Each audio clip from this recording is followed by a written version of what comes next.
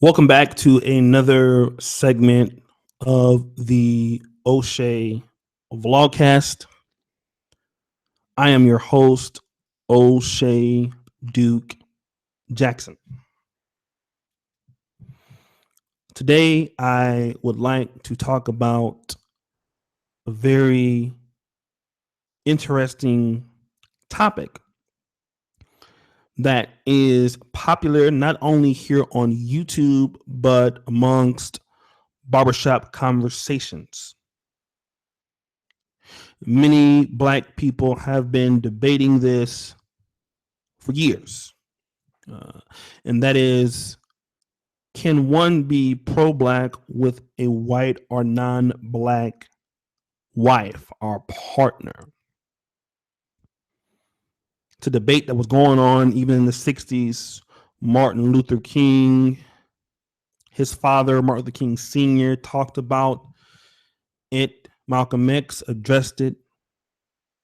Many others have addressed it. Now, before I really get started on to this topic, I want to just simply address what pro-Black is, or pro anything is. When one says I am pro-Black, if you really wanted to use the term correctly, pro just means for. Okay? So in that sense, if someone asks me, am I pro-Black? Definitely.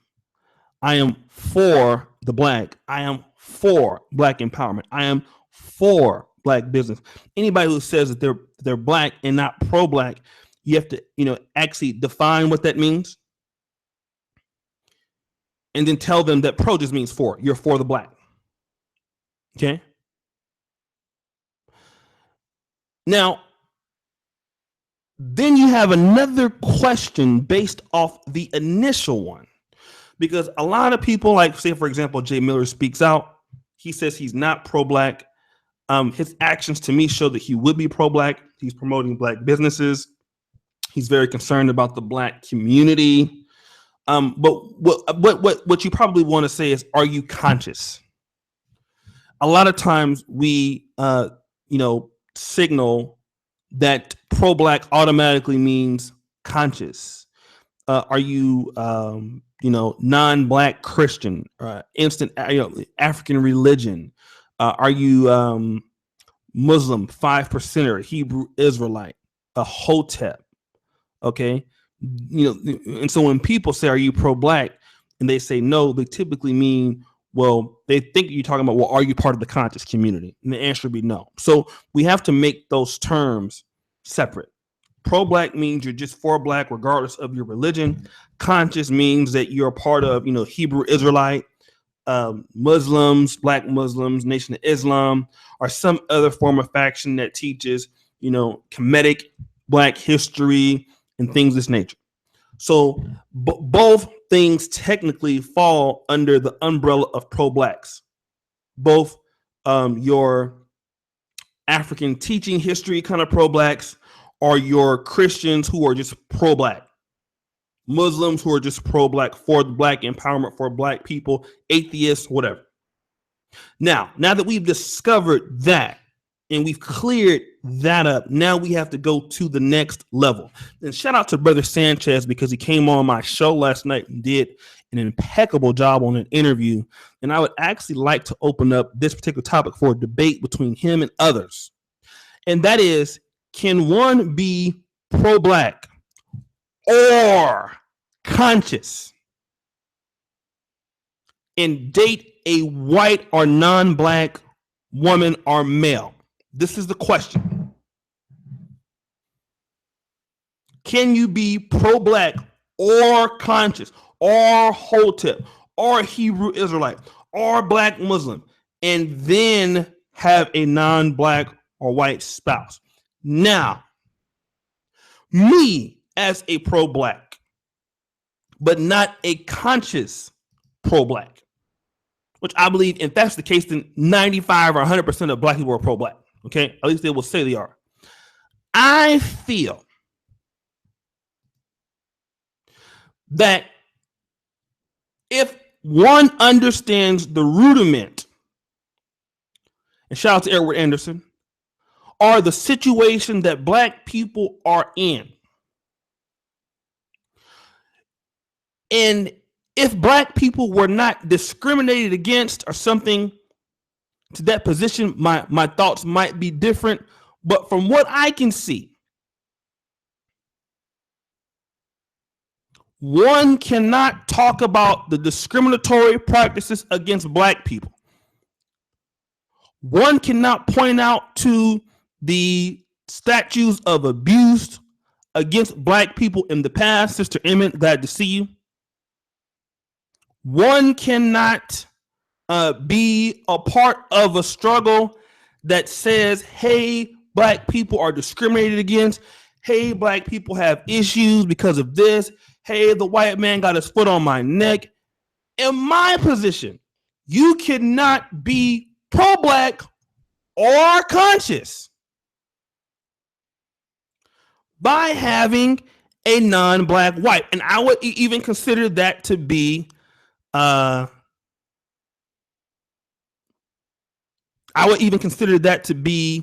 woman who's mulatto. Maybe we can throw that in there. Now I see Professor Black Men Taking the Community Back. Brother, if you would like to jump in on the stream after I make this point, I would love to have you. Like I said, you're one of my 10 master teachers of Black YouTube. So whenever you come on, you always break some. I know you're a busy businessman, but if you'd like to come on and shed some light with me, you can. Shout out to David Simmons. Now, to me, that's my perspective. But Brother Sanchez came on last night, and Brother Sanchez was dropping some big time knowledge, man. Like, I knew the brother was deep. I knew he was smart. He reminds me a lot of the Prophet of Thought series.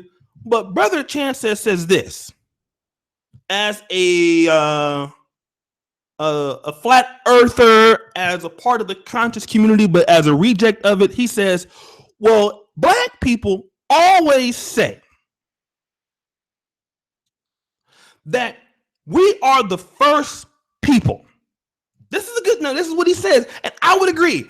If you talk about that, many whites even say that you are the first people. That's why you call Africa the motherland, right? The mother of all people. It's pretty much, Black people were here first. A lot of people agree, even a lot of white scholars say that everybody comes from Africa. That's pretty much a consensus. Good point, Theron. I'll address that also. So if everything comes from Black people, then that means that Black people created white people. Has to mean that. If Black people were here first, then that means Black people created whites, they created Asians, they created Russians. All other races come from Blacks. Most Black people will agree. Black people love to point that out. I mean, as a race of people who in the last 100 years, we don't have nothing to brag about. What you will hear Black people bragging about is we are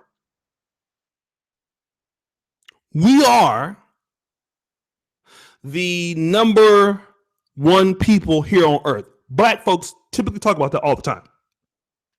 Well, then, if Black people created whites, and if Black people created Asians and all the other races, how can you then say that you cannot mate with another group of people who came from the motherland? See, that's the question. How can you say that? Because if you say, I don't want to, deal with white people, then what you're saying is that I don't want to deal with the group of people that came from Black people.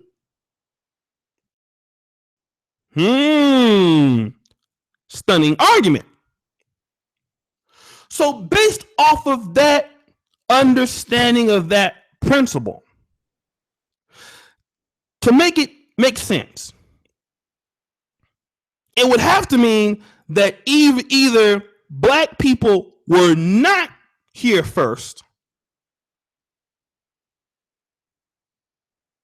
or black people and white people came from different sets of circumstances, right? That it will have to be that, because you cannot say now, as I'm thinking about what he's saying, you can't say, well, black people, all other races of people came from blacks, Russians, Asians, whites.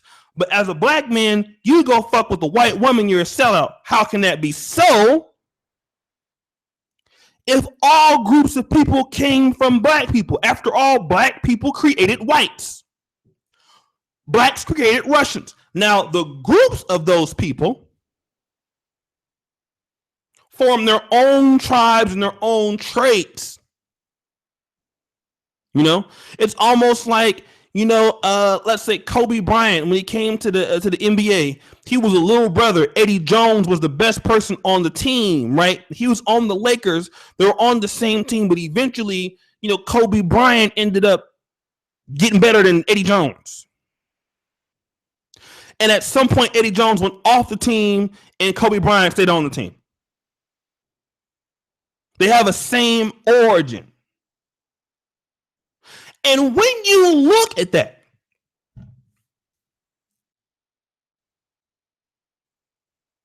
then I have a question for Brother Sanchez, then the other pro-blacks. Well, if black people came from whites, or if whites come from blacks, then we cannot use the term pro-black. Because whites come from blacks. Then what you got to say is you're pro-human at that point. Because if you want to use that particular argument, which is a goddamn good one, it's absolutely, it's hard to debunk. There's nobody that's living right now that's going to have a chance at debunking that. I don't think it's possible. But then again, you got to classify yourself as to not be pro-black then. You got to be pro-human. Because then if black people can reproduce with white people, then the skin tones really just make it still the same thing as the human species. Then really what we're saying is not pro-black, but then pro-human. Then we should not even distinguish ourselves as different shades. Then we're saying we're pro-human. Then there would be no need to really understand Kemetic history or any of the other things, since white people come from us. See, it's deep, you know, and this gets deep. It gets real deep into this. And so here's what I'm going to do. Brother Sanchez is going to be giving a talk on the flat earth. I'm going to be opening up a discussion. Hopefully I can get Mr. Black. I can get I have to call him Master Teacher Search for Uhuru, and maybe BGS Ibmore all on the same panel with me and Sanchez. If Angry Man is available, because he can speak on this also, then we'll discuss the same topic. This is so much as much of an intro. Now, I will not be debating the topic, because I don't really have a good stand on which one it is. Don't know. But I want to get my mind blown, because you know, I really appreciated him coming by. Let me do this, because I want to get Mr. Black's point of view on it. So Mr. Black, I'm going to send you the link to speak on this. So check your email, and Mr. Black is going to give us, I'm pretty sure he has a pretty good stance on the topic, because I really don't know, to be honest. But the reason what I stick on, to me, as a black person, I don't give a fuck if black people came first or last. Now, I'm going to tell you why. Because right now, we are last. That's what I care about right now. I don't care who came first. That's my position. Does it matter that black people came first or last? I don't care. What I'm looking at now is that black people are in last place now. And actually, it makes us look bad as a group of people if we did come first and we had a jump on white people for millions of years and ended up in last place. That's actually bad to me. I don't know about you.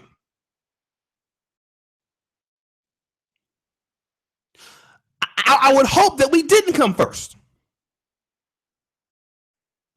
One of the reasons why is because we're in last place right now. How do you explain being here before many other groups of people, having an advantage, having the best soil, having the best continent, and still being overtaken and being in last place? Now, that could have very well happened.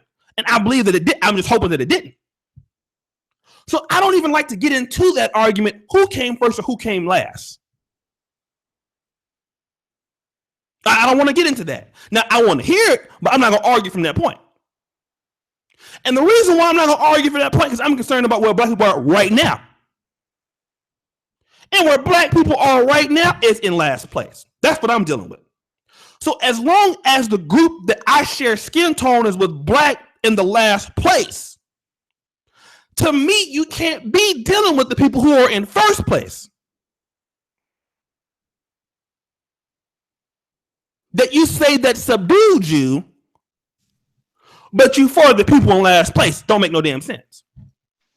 Mr. Black, hold on a second. Let me get I didn't hear Mr. Black. I gotta get my headphones in here. I didn't even know he was in here. Hold on a second. It sounds kind of clear though. Mr. Black, what's going on, Professor? What you work from home today, brother? Well, I'm up early, man. Up early or up late. I don't know which one it is. Which one everyone got. Yeah. now listen, I don't know if you heard this particular show that I did last night with Brother Sanchez. I didn't get to check that one out. You got to check it out. This dude is pretty well informed and has some pretty good theories. I'm not saying I agree with all of them, but definitely nigga had me thinking. Yeah. Okay. And so, and you also a person that has me thinking too. Now, here's what I want to do. I want to talk about the idea that, do you think that, number one, are black people the first people here? And if that matters or not, I'm not sure to you. But can a person be pro-black or conscious and be mating with a non-black person? I don't know if you heard the argument that Brother Sanchez said.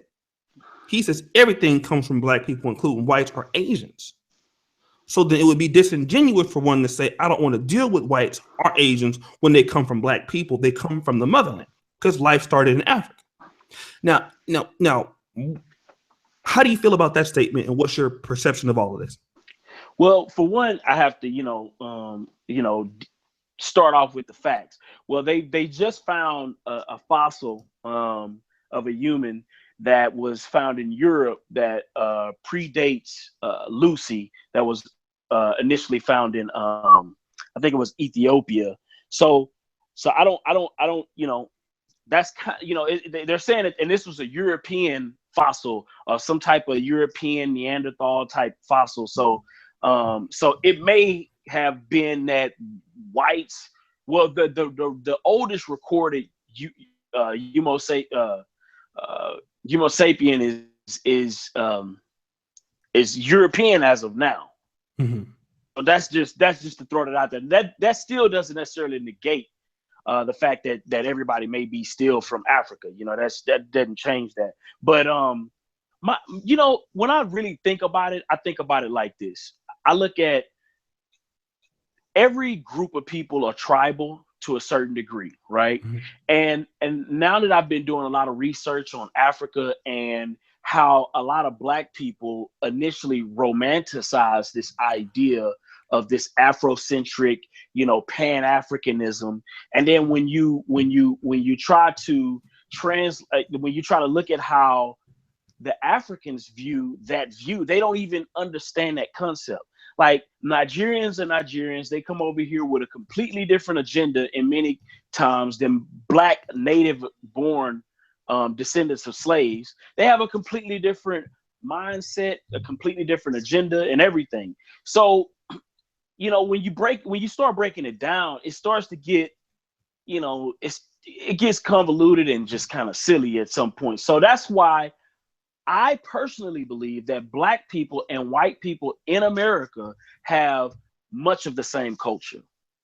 Now, that's kind of controversial, but the thing about it is we just do. Now, the problem with it is that I feel that black folks have we reject white folks so much, right? In this dysfunctional love-hate relationship that we have, that it creates a dynamic where black people end up losing because we're not even taking advantage of a lot of the role models that we would be able to have if we were to understand that we do have a lot of the same culture here in America, because we just do. So I do personally believe that it's possible for a black person to be pro-black and have a white wife. And just the point, because I believe specifically here in America that black folk and white folk, even though it's a lot of dysfunction, we have a lot of issues. But we've been around each other for over 400 years. You understand what I'm saying? We've been deeply involved with each other, whether it was beefing, whether it was, you know, dealing with our issues, whatever it may be. We've been around each other. Now, if you look at the things that, like we used to look at, like, say, for instance, the Africans when they come over here. Yes, we do have a lot of camaraderie, but at the same time, it's like, you know, we have issues too. You know what I mean? And the same goes for even when you go to Africa with different tribes. I mean, you got to understand, like the Igbos were hunted down in many cases over in Nigeria for many years, for whatever reason. I mean, if you look at even in Rwanda with the genocide there, I mean, you know, it starts to get silly. So the way I'm seeing this thing as of now is, listen, I believe that, you know, if black folks, say for instance, if black folks were to embrace America as a culture, right, and we were to embrace it fully, we would have role models like Bill Gates. We would have role models like, let's say, Steve Jobs, even though he's technically Syrian, but we'd have role models like just the random plumber that came to your school to fix the plumbing system that happened to be white. We'd have those role models too. And us not taking advantage of those role models, being that we are segregated. Now, being that we're integrated, if we were segregated, this wouldn't be an issue. We'd have black doctors in the neighborhoods that black kids could look up to. We'd have black lawyers that black kids could look up to in the community. But now that we're integrated, that is likely to never happen, because guess what?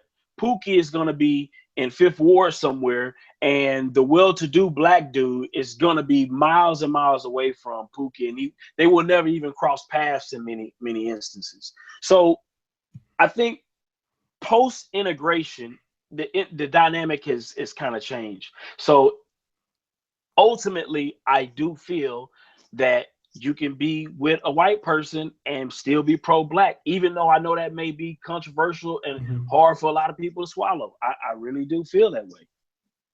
Okay. And then another thing too, when you take into consideration, if you do to look at the data on black folk, right? The average black American descendant of slave is 15 to 25% European anyway. Yeah, that's true. Good point. I mean, these are the facts. Like, now, you know, so where do we, you know, how do we cut this off? Like, how do we make it make sense? You know what I mean? That's true. Let me shout out, for example, Theron Williams. Okay, I'm gonna use him for example. Shout out to Theron Williams. You guys know that I need to get. First of all, remind me. Let me do this now. There's a brother who has a truck driving blog, and I'm supposed to hook up with him and get me and Theron was supposed to do one anyway, but Theron is so goddamn busy to do this. But I just want to use Theron as a very good example. Theron, if you look at him, you can tell he's black. Right? If you watch his vlogs, and go watch Theron Williams vlogs if you want to see the dude's vlog. I actually study his vlog, try to make my vlog better. Right? Check his shit out. His shit is good. When I look at Theron Williams, I know that he's black. But I know that nigga is not just black. Right? You can look at his hair, and that ain't no S curl, ain't no Jerry curl. You know, somebody in his family, I don't know if it was a grandfather, mother, great grandmother. You know that there's somebody that has some form maybe of European, maybe Arab influence, right? But he's technically an African American. I get what you're saying. So with that kind of point, and I'm using Theron as a good example, that's true. Here's my problem though. Somebody will come up and talk about dark-skinned people, for example, or black people. We have been oppressed, okay? And there's colorism. Now, then this black person who wants to complain about, and once again, this is not for a black person who complains about racism. I'm just talking about the black people who do, like, for example, my man Falcon Black, he lives in London. His girlfriend's from Norway. Falcon Black don't care about shit like this. He ain't gonna be out there on the streets crying racism. I'm just keeping it real, okay? But I'm just saying you have a person that is black talking about the racism of the society, and then they go with a white person, right? No problem. The problem is when that black person and that white person have a baby, that child is considered mulatto, right? Or in America, that child will be considered black. Now, what ends up happening is that black child, which is now mulatto, is going to get pushed to the top of the ranks of all black people, which now creates light skin supremacy. Now, you're very educated, just like I am. If we look at most of our academics that were leading the black community back in the days, you look at the Howard Homecoming Kings and Queens, Hampton University, many of the early presidents, look at Booker T. Washington, look at W.E.B. Du Bois.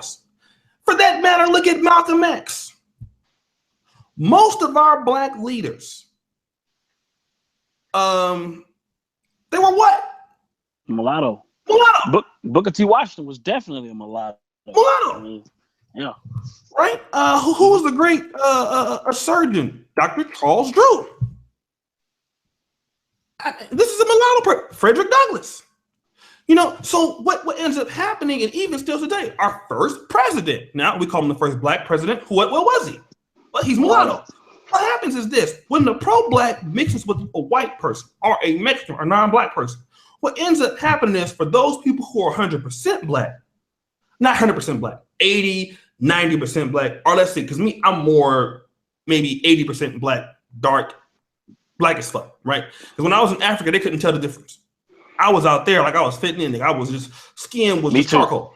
Yeah, me and you real dark. Okay, yeah. So the thing about it is that mulatto child, now me and you have to compete. Now, nobody says anything about it, right? But the thing, Coretta Scott King. Somebody says MLK, Coretta Scott King, mulatto, right? Now we have to compete against those people, and now we're not dealing with white supremacy per se, but we are dealing with the descendant of white supremacy in our neighborhood, because now we have a mulatto that is fitting into the black race. You have those people competing in beauty pageants. All right, you have people who, like, let's say Steph Curry, Klay Thompson. They're the new black male beauty standard and female beauty standard. So really, the black person who pro-black and creates the white person, even though they might love that white person, their offspring though becomes the new head of black society, which is still run on the same rules of white supremacy. That's what I'm saying. Yeah, shout out to even Marcus gets worse. Brown, man, walked in the chat and instantly started tricking. Shout out to Marcus Brown for that. Go ahead. Well, I mean, what's your response to that, though? You know, I'm gonna have to take it even further, because like what's even worse is when that mulatto mates with somebody white, and then what you have is a breed out. Because see, a lot of black people got caught up in this whole, you know, we have dominant genes. You know, we only had dominant genes because most mulattoes just didn't date. They didn't swirl. You know what I mean? Like they would swirl back into the black community because they were considered black. But you know, in the 21st century biracial, you know, I don't see that happening. I see them either dating biracial or dating white.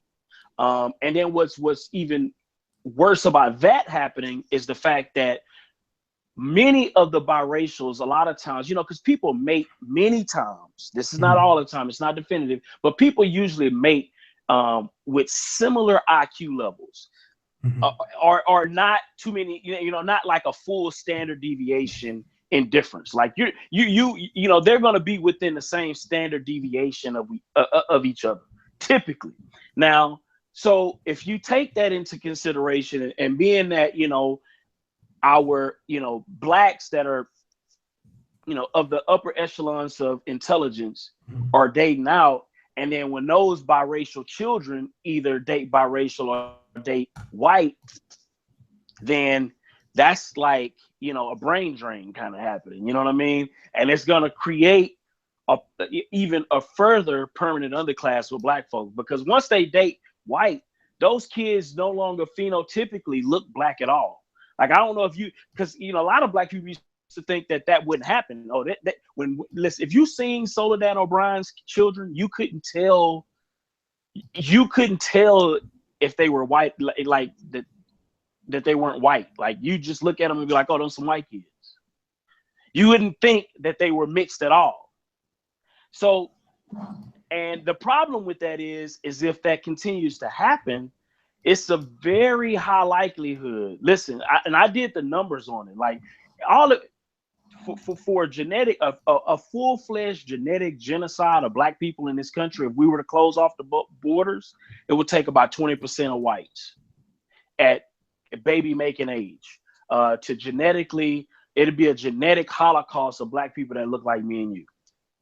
Now, if you were to look at the higher IQ blacks that were to participate in this, it'd even be worse.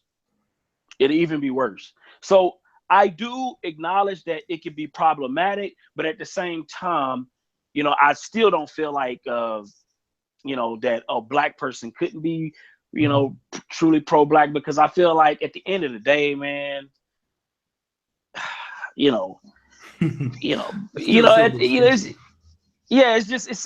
is sketchy. You know, you have to kind of look at them with a side eye. But my point is, this is the way I look at pro-black, and this is the reason why I feel this way. Because I feel this way because if you think about what pro-black means and what's its ultimate agenda, and when you think about the follow-through and what it's going to actually achieve, when I think about that, all I think about is rhetoric, talk, a bunch of hotheads, emotionalism, emotional escapism, a bunch of fantasies of black liberation that will never truly happen. At most, black folks are going to get rights. We'll get more rights. We'll complain about some things. Whites will give us some things, whatever. But true revolutionary overtaking of the system, I don't think that's what the goal is. I don't even think that's what the goal of most pro-blacks is. Because if that were the case, they all go back to Africa and rebuild there. They're not serious about that. Nobody is serious about it. It's just talk.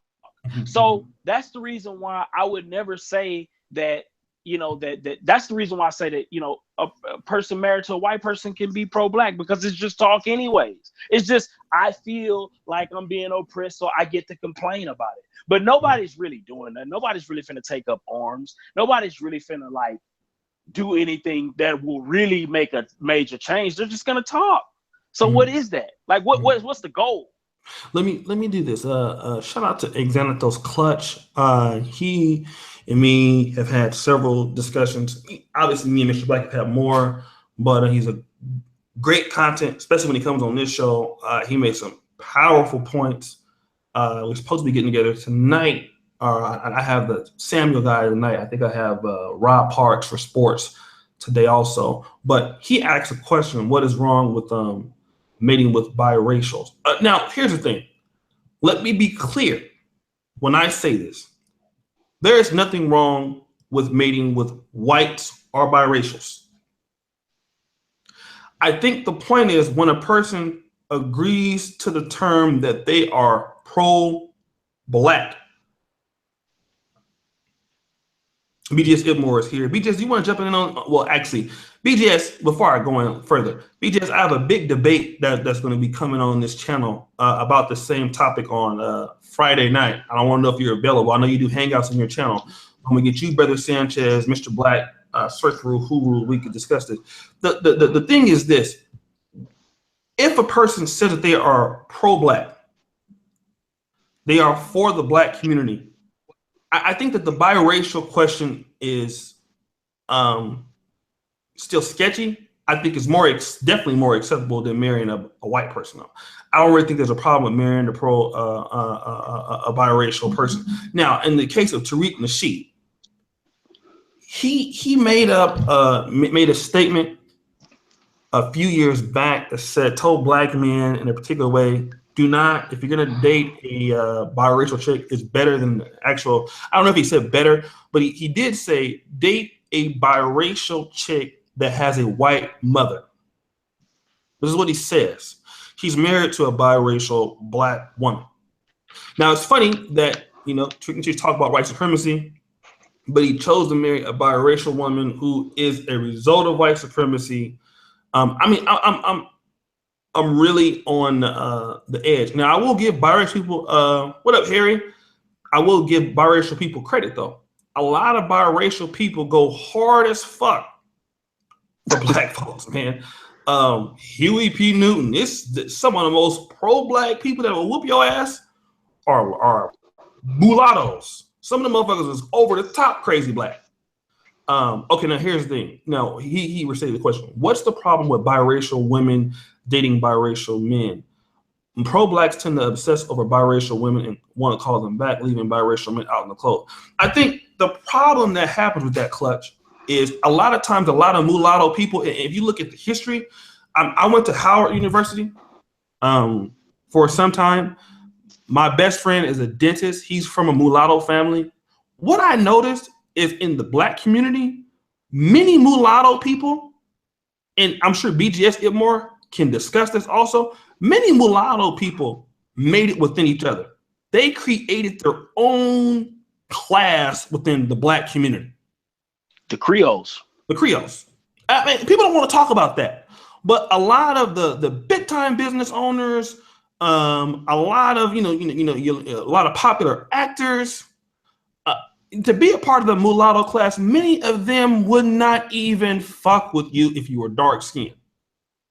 That's just what it is. Mulatto people had the best of both worlds. They were part white, and then they were the upper elite of black people. Which is why I think that if mulattoes tend to date within themselves, which is no problem, I think that this is what needs to happen. Then the mulatto people would need to, at that point, what they were doing was playing both sides of the fence. They did in Haiti, like Ali Emmett said.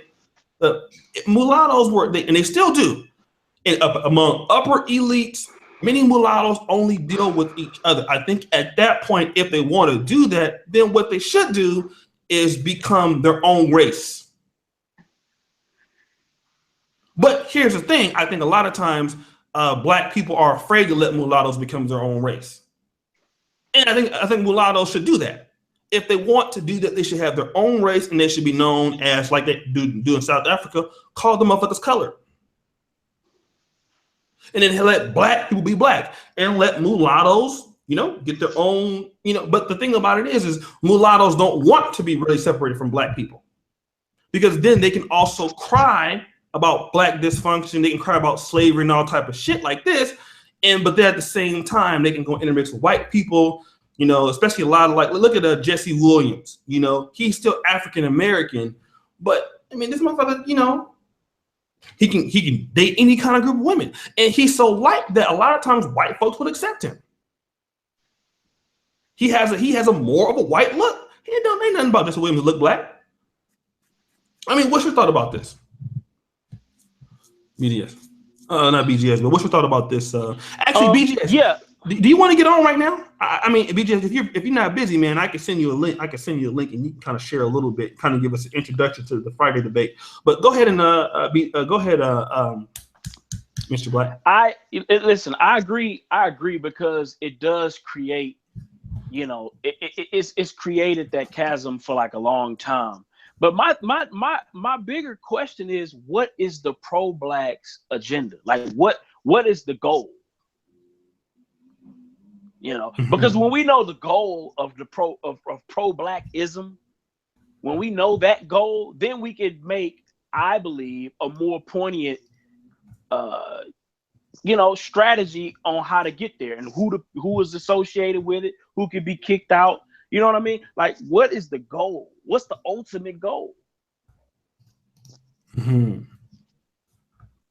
And that's the thing that I think pro-blacks can't even answer, because the thing about pro-blacks, it's no offense, pro-blacks kind of remind me of or should I say MGTOW kind of reminds me of pro-blacks, because MGTOW, you have men going their own way, but then you have so many different factions of it that are different, and the parties don't really agree on certain things, which makes it hard for it to be unified, in my opinion. And someone talks about this. I think that's what pro-blacks have an issue. Like with Black Christians, even though there's a lot of fuckery, like Church of God in Christ, they all have the same belief.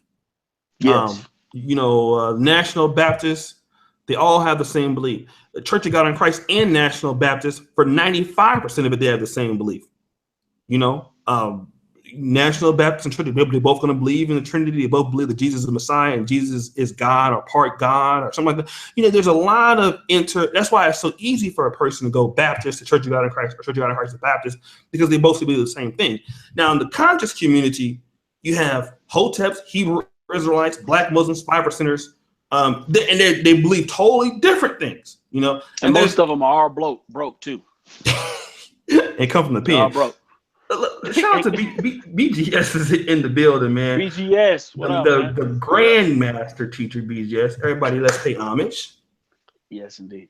To master teacher BGS. And the thing I like about him, he never calls himself that, but we all call him that. Master teacher BGS, we're glad to have you here. Oh, thank you. Can you hear me? Very well. Yes. Okay. Give us some. Now you much more. I would love to get his take on that too. Oh, this is what I'm saying. I can't wait for Friday for Brother Sanchez to get here and BGS and you and search for who. I'm gonna be in here just instigate like a motherfucker. Watch. I'm gonna ask. So how do you feel about that? But Master BGS, it's really funny that people. The conscious community has this big, wide, I should say, tent of people that call themselves conscious or pro-black or Hotep or whatever the name is. Name for it is now, because it's kind of splintered with the millennials. You got a lot of people that we call Hotep hustlers, that we say, that are on the street corner that haven't been vetted, because that's the thing about YouTube and social media. You have a lot of these guys that haven't been vetted, that are on the street corner, they're getting attention. Back in the day with the conscious community, especially with the book clubs and whatnot, under the organizations, you had to have a book. You had to have a body of work to be vetted before people would pay attention to you. Nowadays, people can claim anything they want, and that's what's causing the splinter. And that's what's giving what's the so-called pro-black agenda name, a bad name. Like, O'Shea, you go into Uganda, okay? You could be considered pro-black or Pan-African. Because you have a lot of people that are pushing for that, because that whole eastern corridor of the continent of Africa with the Chinese building, that is the direct work of pro-black and Pan-African people actually pushing for that. Because I was part of that. A lot of the African businesses that are coming over here trying to recruit people to go back over there and actually start businesses, start bilateral trade. They keep saying pro-blacks don't do anything. The thing is that most people don't pay enough attention to people that are actually doing the work. You're paying attention to the people that are actually have the loudest voices and aren't doing anything. There's a whole lot of pro-blacks that you don't even know about that are actually doing stuff over there in Eastern Africa and South Africa and West Africa. So the thing is, saying that the pro-black community doesn't do anything, they're shaping Africa as we speak right now. And there's tons of them that do that right now. You know, the thing is, the people that are actually doing stuff, nobody pays attention to them. Because my partner, he's been over to Ethiopia about 4 or 5 times at the behest of the Ethiopian government. Oh, and the Kenyan government. Yeah, go ahead. But let me ask you this, Master Teacher BJ. So, you know, as far as this, I don't know if you came in at this particular part of the conversation. I had a gentleman yesterday named by the name of Brother Sanchez. Did you have you heard of him before? No.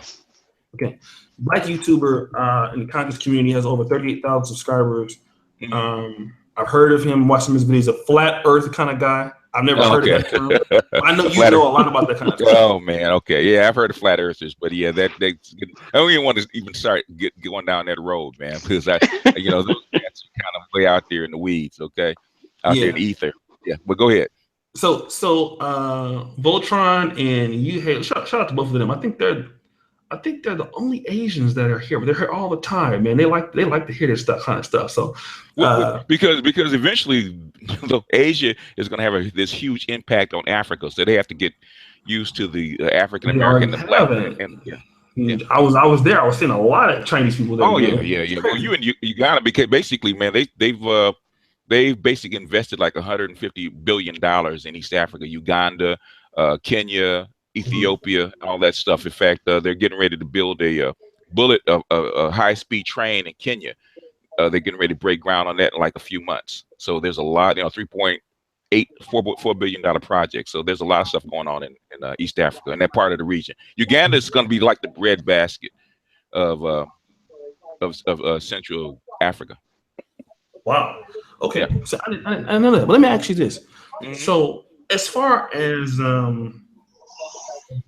you know, I know that you're a Pan-African part of the Pan-African community, right?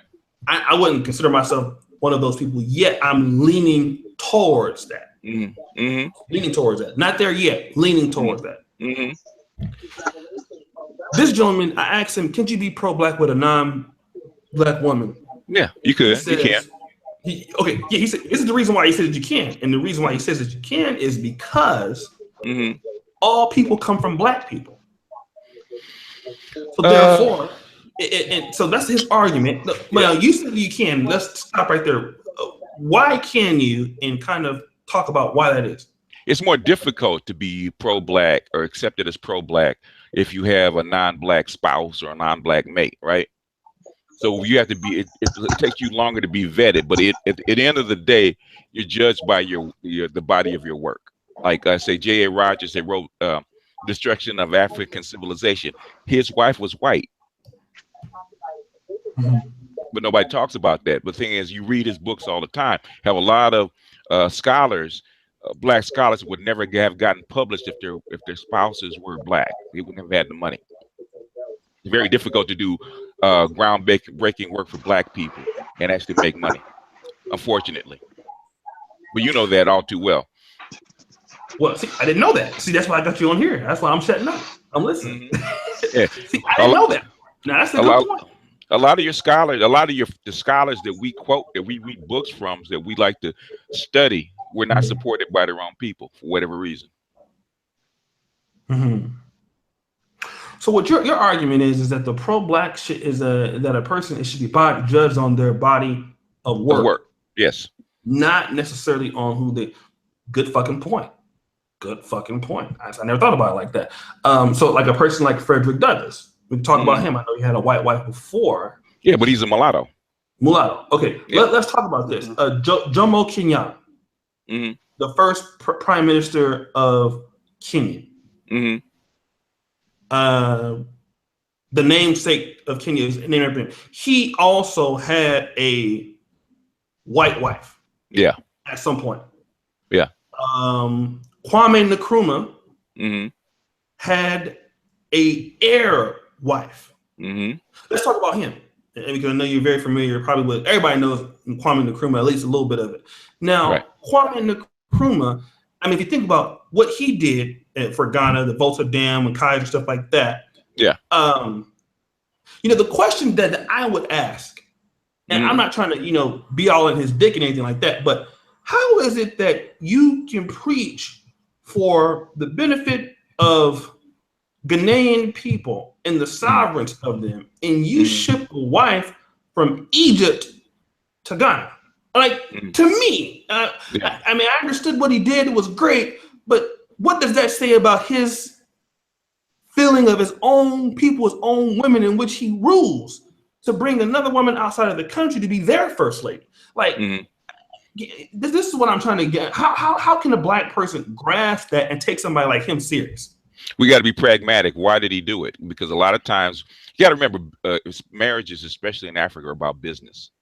And especially when you bring it, if you have a white wife or a non-black wife, it's normally it's for political business, because you're doing business with that country. Remember, a lot of times a wife, or at least you marry into a family that can help you do something else. So you have a lot of African leaders that are have white wives, because he brings political capital to them to actually get them in that position. Also help the country bring in money. So there's a lot of politics that goes on behind that. That's not the best look, and they take a lot of crap for it. Trust and believe. Okay, let's talk about this. The president of Ivory Coast, Alassane Ouattara. I can't pronounce it, but I know for a fact. Ottawa. Right? His wife is a Jew. Yeah. Okay. Dominique Follorou, Ottawa, right? Yeah. First Lady of Ivory Coast. Your wife is white. Yeah. Well, actually, I mean, she's born in Algeria, so maybe she's, some part of Arab. Yeah. I mean, well, you got to understand you got to understand who Ottawa was. Ottawa was sent there by the French because they kicked out Gbagbo after the Libyan War. Sure. Because they needed to retain Ivory Coast, because they get a lot of resources from Ivory Coast, a lot of money from Ivory Coast. So basically, Ottawa was placed there by the French. So it makes sense that he would have a French-leaning wife, because Gbagbo was anti-French. So Ottawa was not really placed there by the people; he was placed there by the French. So he would not be considered pro-black. Yeah. Here's my question then. Well, there are a lot of people and dictators that have been placed there by a certain produced people that have black wives. I talk about, like, for example, William Tubman was used for the United States in Liberia for World War II, had many air forces and black wives. We could talk about Mobutu, notorious Mobutu. He had a wife, fucked his wife's sister, got her pregnant. They're both black. I mean, how can we use? Is there a way we can still use that argument? That's why you use the body of work, and rather than who his spouse is. Okay. I mean, it's sensitive to women about who his spouse is, but the thing is, at the end of the day, for pro-blacks, is we want to call them a pro-black or Pan-African. It's about the body of work. I definitely agree. But I mean, because that's the only way. That's the only logical conclusion. Yeah. Ultimately, I mean, because where are we going to have to cut off? I mean, we'd have to cut so many people off. But I wanted to ask. Before you ask this, let me do this. We see Prophet of Thought series is on. I want to recognize him, and then we'll come back to you, Mr. Black and BGS. Prophet of Thought series. You have a lot of experience. You were a 5%er before, right? Yes. When I was a young guy. I used to be a Muslim too. Prophet Thought come on, man, with that very white voice, man. Make everybody else feel young, man. Like we like little kids on the phone. I'm trying to sound like the master teacher. I'm working on my voice to make it sound like the master teachers. We need BJ's got a deep voice, but you got him beat a little bit. So a little bit. Yeah, he got you beat. He got you beat. Let me ask you this. What were you taught about it? What is let's talk about this. I don't know what the 5%ers is. I've heard about it. What do they believe? Well, 5%ers believe that they are, I know when I was coming up, it may be different now, but they believe that they are the walking embodiment of God. That's why you hear them walk around and say, hey, what's up, God? What's up, God? Because in a sense, they are the walking embodiment of God. At least that's the philosophy. Of course, it sounds ridiculous, but that is the philosophy that they follow, that each and every person, each and every man is God. Yeah, is an essence of God. Yeah, that's a Gnostic teaching. Yeah. Yep. That's what they believe, basically, in a nutshell. You're son of light. In other words, in Gnosticism, we call it the son of light. Yep. When you raise yourself to that level. Yeah. Yep. Okay. Now I think they've moved it up and they call themselves sons of man or something. I don't know what they do. Yeah, well, that's what. In other words, the son of man, from Gnostic teaching, is the word made true, and basically your essence, your spiritual essence, coming from God and embodied into a human form. Then you become not only the son of God, becomes the son of man. And when you're born into a human body. Exactly. Yeah. Some deep shit. I don't know what the hell going on, but okay. But go ahead, continue. No. Okay, so let me ask you this. So now we know what the general landscape. Each man is just a Gnostic teaching. BJ just talked about that. Well, what is the correlation? How does the 5%ers look at Black people as a race? And what's the teaching process behind 5%ers intermixing with other groups of people? Well, 5%ers believe that 85% of others are dumb, deaf, and blind. That's what they believe. They believe that 85% of the other Black population, I know that was my teachings and that was my philosophy, that 85% of us were just dumb, deaf, and blind. The 5%, we are the 5% who know everything. And then there's another 10% who know but don't act. Okay, that's basically the philosophy. The 5%ers are the ones who know. Then you have the 10% who know and don't act, and then you have the 85% who just don't know anything and they don't act. That's basically it in a nutshell. That's what they believe. I mean, most 5%ers believe that 85% of the population don't know a damn thing. We don't know anything about history. We don't know anything about life. We don't know nothing about Blackness. We don't know anything about spirituality, culture, none of that. And that's 85% of us do not know that. Which is pretty accurate. Yeah, probably is. And that's the reason why we have a 1% running the world now. So, wow. Okay, I'm learning a lot. Let's go back to Mr. Black and go. Sorry, go ahead, Prophet Thought. Go ahead. No, what I was just going to say is that a lot of people that are, and the whole pro-Black thing kind of throws me, because I mean, being a Black man myself, I don't know how I could be anything except pro-Black. So I mean, the whole pro-Black, I'm pro-Black. Nah, man, you're a Black person and you teach people about Black things, Black culture, Black spirituality, whatever the case may be. I don't see how a Black person can actually be anti-Black and look at themselves in the mirror. So I don't even call myself a pro-Black. I agree. But what I want to say is that most of the people that you see nowadays in the RBG community, not all of them, but a big percentage of them, they have roots in the 5%. They have roots in Islam. Is he still on? Cut out for a second. Cut out, yeah. Oh, sorry about that, man. My mic was muted. Okay, no problem. No, what I was saying is that a lot of the people that are in the so-called conscious community and the hoteps and all these people, they have backgrounds in being a 5%er. They have Black backgrounds in being, a Muslim. A lot of them, I'm telling you, if you ask them, a lot of them have that background. A lot of them do, because a lot of it comes from the prisons and the jails and all that kind of nonsense. They done read a few books, they got out, read a few more books, and now they're doing lectures. So, I mean, that's kind of the root of a lot of it, believe it or not. Okay, let me do this. Mr. Black had a question for BGS, and then wake the hell up and Siri want to get his thoughts on it. But go ahead and ask the question you want to ask the BGS. Well, for what I want to do, I'm going to preface it with a statement. my deal with the whole pro-black agenda is when it all boils down to getting the masses to coalesce around any agenda, you know, you first gonna have to start with an economic base, because at the end of the day, you know, Miss Sally, the general people who just you know, live their normal lives. At the end of the day, if you're not breaking bread, then they're not gonna sign up for your program. Period. So my question to BGS was, I wanted to get his take on it. What ultimately is the pro-black agenda? Like what is it ultimately? You know, in a tangible sense. I understand the theoretical. You know, the ultimate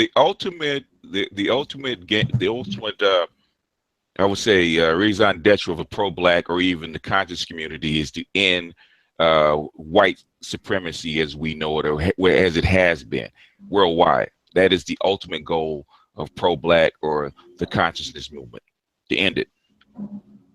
Gotcha. Going all the way back, even going all the way back to Marcus Garvey. But what would that entail from your you know purview, I guess? That is a long, very long answer. It has a lot of moving parts, because even though we're inside the belly of the beast, you got to remember that the whole diaspora has to be united. That's the only way that you can actually break the back of white supremacy, because the power of white people doesn't just exist in the United States; it's global. So you have to tackle the problem globally. And that's the whole thing, trying to get the different parts of the diaspora together as a unified force to actually start lifting black people up and actually lessening the power of white supremacy. And that's the ultimate goal. That's the ultimate goal of pro-black. But you think you have to, you know, everybody keeps worrying about the economic piece. Okay, we've been doing the economic piece for 30 years. You know, if you go out back to 1-800 Unite Us, buy Black movement, starting Black towns, all that stuff, that's been going on for 30 years. But ultimately has not worked because Black people are culturally broken. And if you don't fix that, anything that you do in the Black community, especially in the United States, will not work. That's how come I came to YouTube, because nothing else is working. So everything that you're talking about, everything that you have tried or are trying to do has been tried before, going all the way back to the Black Panthers in the 70s. Right. Let me get Wake the Hell Up's ID on this. He didn't listen to the stream. He's a moderator. Also, he's been on here several times as an interview. Wake the Hell Up. What's going on, man? What's going on, man? How do you feel about, you know, can a person, and I know you have extensive history because you live in New York and you've been attacking pro-blacks, like that's what the YouTube channel is about, talking about the fuckery of pro-blacks. So you're familiar with them, what they believe. Do you believe that a pro-black person can be pro-black but yet married to a non-black person? Yes, as long as they stick to the glue. The thing about it is that they're looking for points that doesn't narrate what the general population believe. They misinterpret with the situation. So some of the things they say is true. Some of the things I don't agree with. What are some of the things they say is true and some of the things you don't agree with? Like we supposed to know who we are in terms of history, going back to Africa and stuff like that. Relationships supposed to be more stronger than what it is today. Yeah, at the same time, they want to be down with the so-called Jew Amalek, who's in charge of the whole globalization of what's going on. I don't blame the whites too much because they are the managers of the society. It's the so-called Jews who are the fallen ones, who's in cahoots with everybody going up against each other. Until we start looking at the glue of who's in charge, it's the so-called Jews, it's the Amalek, then we could start getting around the other situations in terms of what's going on with this entire situation. Let's talk more about this glue, because you keep saying that the glue, as long as they stick true to the glue. I mean, I think what you said was bright and makes sense, but can you talk more about this glue that they should be sticking more into? Because I want to know a little bit more about that. Well, if you look at Solomon's situation, for example, he had 700 wives princesses and concubines. And he dealt with different elements. And he felt because of the woman. It wasn't because of the woman. It's because he was following the fallen ones. We have the fallen ones in certain parts of the earth, in the four corners of the earth, giving us false information, having everybody to go up against each other. Yet at the same time, these people, the Rockefellers, the J.P. Morgans, the Bilderberg. I used to work in Wall Street. So I have a lot of deep information of what's going on when it comes to business. So they have a certain amount of stuff for us that's already prepared, and we're not taking the glue to that higher spiritual realm. We still in 3D. A lot of people still in 3D and need to wake up out of 3D and see the earth is bigger than what it is. That's a good point. Actually, I was going to do a podcast on King Solomon today. You read my mind. That's true. 700 wives, 300 concubines. It wasn't the women that got him in trouble, but it was the wrong woman that got him in trouble. Good point. Right. I guess let me go back to whose turn is it now? We should go to BGS. BGS. Now, let me ask you this: on this debate that I'm gonna have him come on Friday, and Brother Sanchez, I'm pretty sure it'll be like a more talk. Both of you guys are very bright. Now, both of you guys are believing in the same thing. I know, for example, Search for Uhuru is going to be like strongly against it. He's going to be more of my thinking pattern.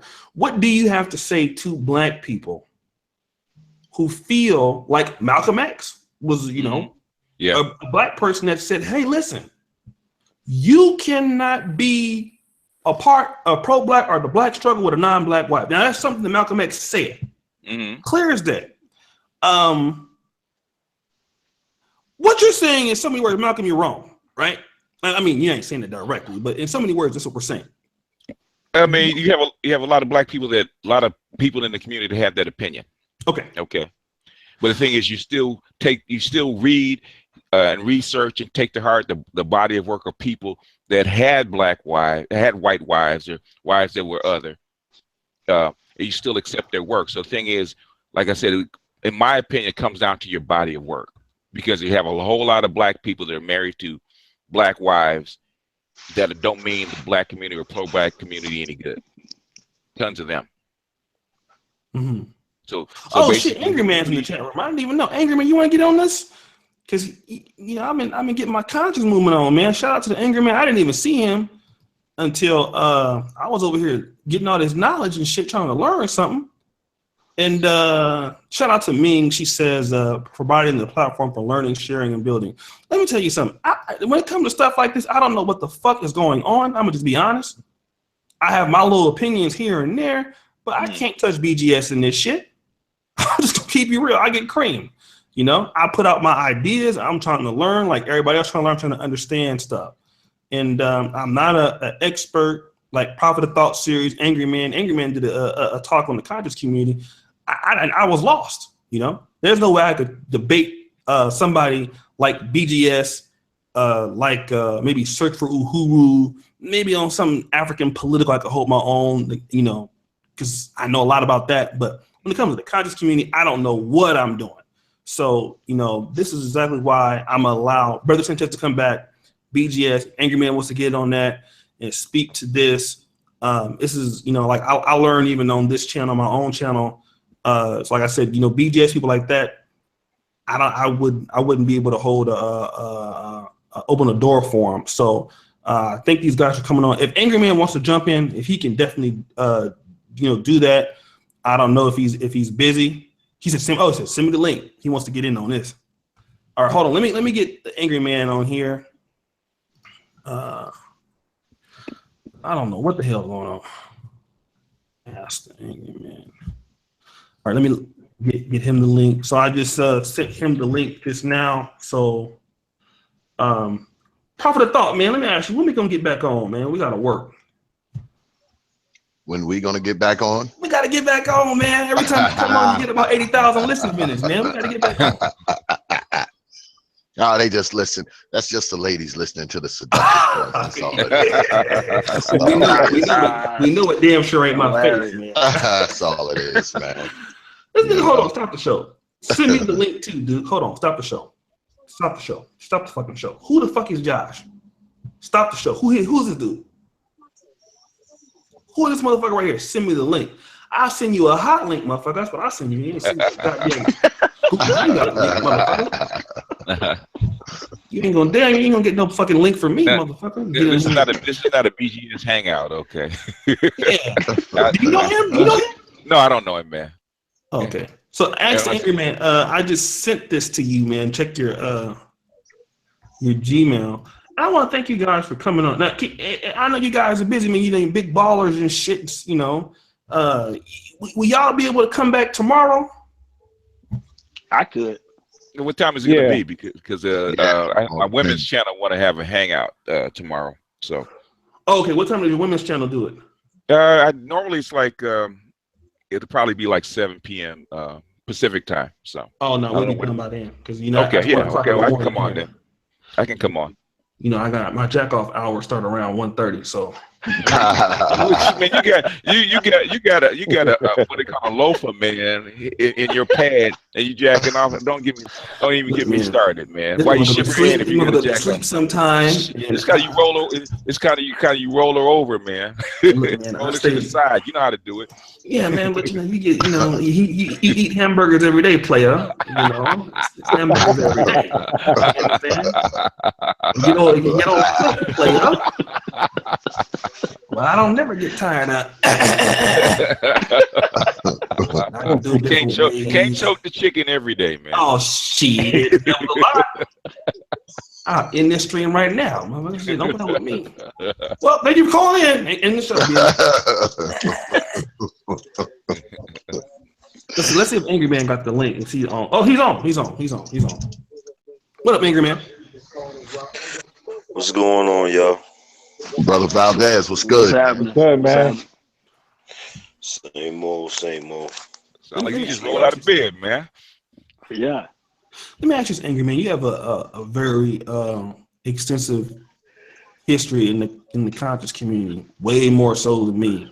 I remember when you actually did a show on the conscious community one day. It's probably one of the best shows I've ever heard. I had a brother on yesterday named Brother Sanchez. Have you heard of him before? I think so. Okay. We talked about, and this is a guy, he's a pro-black, he's a flat earther, so to speak. But anyways, the question came, can you be pro-black with a white or a non-black wife? And his position is, well, black people are the first people on planet Earth. And every group of people come from black people. Whites, Asians, or Russians, then at that particular time, then you can't say that you can't mate with white people because they are a part of black people. And I don't know, it's kind of hard to debunk, at least for me. What's your argument, you being, you know, I don't know if you're still a part of the conscious community. I know that you were. I know that you, how do you feel about that? How do you feel about that statement? Well, I mean, like anybody making that statement, they're gonna catch a lot of backlash from the conscious community and pro-blacks because, you know, back in the day, they had this whole movement trying to educate black people because black people wasn't sticking together. Black people wasn't doing for each other. So it was like that part had to happen. Like black people had to learn how to be unified and learn how to stick together. But what people don't realize is that was like that was supposed to be one step in another direction. Like we were supposed to learn how to be unified, learn how to work together, learn how to not backstab each other, and then move the fuck on from that. But people have gotten stuck in that space. And it's just like anybody that becomes conscious, there's different levels to consciousness. And a lot of times, you know, people, you know, when they're climbing up that ladder, they get stuck on a certain rung of that ladder. And it's like you can't move forward from that. So if you live in a country where you have a melting pot of all races, all people, all nationalities, all creeds, how are you going to be successful if you only want to do business with black people, or you only want to deal with black people. You can't be successful. Like, black people don't understand. You can be for your people and dedicated to your people, but still do business with other people or still deal with other people. Like, it hasn't stopped no other race of people from striving or becoming successful because they deal with other races as far as relationships and shit. You look at Jewish people, Jewish men been messing with black women for I don't know how long. They ain't stopping them from doing. Same thing with white men. Mhm. So, like, you know, when you look at people saying, "Oh, well, you can't be pro-black because you're in a relationship with a white woman," that's retarded. That's like saying a dude can't be. That's like saying a dude can't be for men's rights because he's in a relationship with a woman. It don't make no damn sense. That's just my opinion, though. It's a good opinion. Well, doesn't it all have to do with what you're preaching, though? I mean, if you, for instance, if you're telling people, "Oh, let's separate from white folks. Let's That's get true. away from white folks. Let's Yeah. do this from white folks," and then you go home to your white wife. Yeah. I mean, you know, I guess Yeah, it all well, that's depends on what your message is. Yeah. That's true. yeah. Well, that's being a damn hypocrite. You know what I'm saying? That's being a damn hypocrite, and being truthfully honest, it's not being realistic, because how can you separate from white people when they hold the majority of the wealth? You know, like if you look at, like, I keep using Jewish people as an example, and the reason why I do that is because, you know, BGS will tell you that Jewish people, they've been in certain industries for a very long time. Yep. But one of the things that Jewish people have done, and, you know, I have some family members that's older that behave very Jewish, and I just found out why. You know, and they kept, Jewish. yeah, they kept. Well, you know, it's part of, like, some, you know, there is some Jewish in my family, and some of them choose. You know how you have people that have different races mixed in their family, and they'll pick, "I'm gonna behave Yeah. more like this," or whatever. And one of the things they do is that part of my family sticks together, but they don't have no problem doing business with other people. They don't trust other people, but they don't have no problem doing business with them, because they know if I want to go out here and I want to be part of whatever industry, I'm gonna have to deal with white people. There's no way around that. I'm gonna have to do business with them in some way, shape, or form. Now, is because of the fact that we got so many pro-black people and so many different people saying, "Oh, don't deal with white people." It puts certain black people at a disadvantage, because they don't understand how to deal with white people. You know what I'm saying? Because nobody's ever schooling them on it, you know? So it's not like they know how to say, "Okay, well, you know what? I'm going to go make the money from these white people, but I ain't going to sell my soul to them." Mhm. You know what I'm saying? They don't know how to do that. I completely agree. I was saying the same thing, well, similar to the same thing earlier when I was talking to O'Shea earlier with my reason why. And I think a lot of it too, I think black people, we do ourselves in a way, in my opinion, we do ourselves a disservice when we try to be so anti-white in an all-American culture.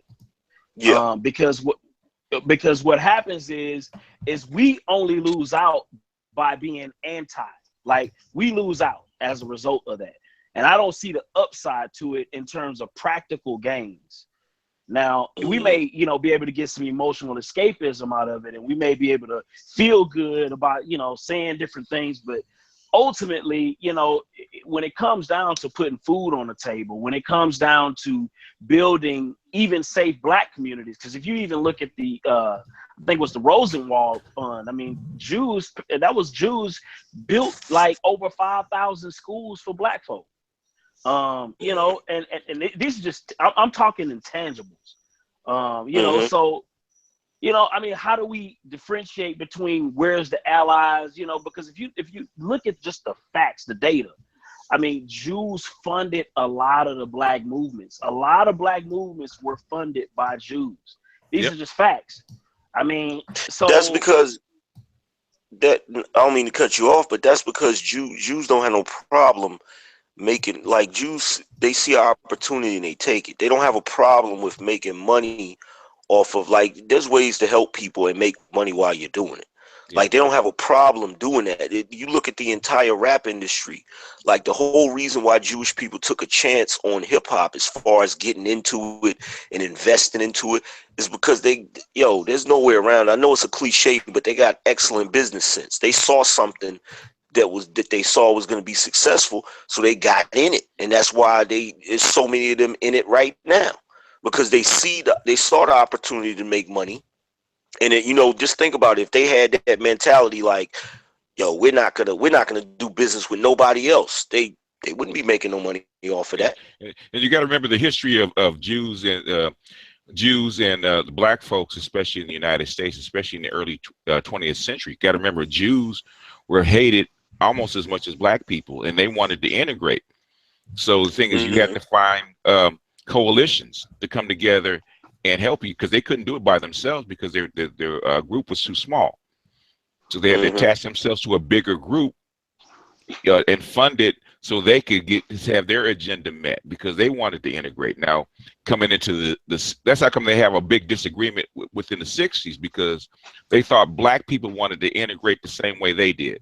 And when it came down into the 70s, they found out that black people really did not want to. They wanted access to the money, into the businesses, into the American dream, so to speak, but they didn't want to become white. Jews wanted to become white, but black people did not want to become white. And that's what they found out with the majority of black people. That's how now you have this schism between Jewish folks and black folks, because now their agendas have separated. Yeah, they're honorary white people. And I wanted to touch on what the brother was saying earlier when he talks about, putting food on the table. And a lot of us as black people, I mean, and me and Brother Valdez, we've talked about this many times, because I run a business. I own a power mechanic shop. And when I opened my shop a few years back, I opened it specifically for the brothers to come in, and be able to get good work, get a good price, and not get beat by the white man. That's how I build my business. But let me tell you something. If I relied on just the brothers, and this is no shit, I would be out of business. Yep. Even though I opened the business for the brothers, if I just relied on brothers, I would be out of business. Exactly. The white man's ice is colder. Yep, I'll be out of business. And see, you know what? Yeah, I'm gonna tell you something else about black folks that's really funny. The whole, because I'm glad BJ said that about the white man's ice being colder. For some reason, when you have a business and you start catering to every single race of people, it actually makes black people want to come get your business. Yep. I'm glad you said that, Valdez. I'm glad you said that, man. Why that black business has picked up. It's picked up since I've kind of integrated it. Now that I have a lot of Hispanic customers and white customers, now my volume of black customers has picked up a little. Not much, but it's picked up a little. You know why that is, don't you? Why's that? Because it's called the Prussian school system. What schools do you go to? Are they black or are they white? What kind of curriculum do they teach? You've been indoctrinated to be a white person in black skin. Wow. Yeah, and somebody wrote in the comment section about Jews being liberal. Yeah, and I agree. The thing is with the Jews, because I read the book Mein Kampf, and it goes to show, like, me personally, what I've just seen documented about the Jews is the problem that even Hitler had back then was that they were globalists. Jews have always been globalists because they are. We look at what they control. They control the banks. They control the media. And if they were to truly create a globalist society, they'll control the world ultimately. and some would even argue that many of them control the world now. Yeah. Through various factions. But if they were to truly, if we were to truly become globalized, like the Jews have been pushing since I don't know how long, I mean, yeah, they control the world. And I think ultimately you are globalized. Well, yeah, we are globalized, but you know what I mean, to the full extent. No, you are fully globalized. There is no full extent. You are fully globalized. When you can take your debit card, go to just about any place in the world, stick it into a bank slot, get money out, you're globalized. I actually did that when I went to Uganda at the Barclays Bank and got Ugandan shillings and an $8 service charge. Let me just speak to what I'm not so educated about. I mean, I know the Jews and a little bit about. I will say this. As far I was just, you guys know, I was in Uganda for 9 days in Kampala.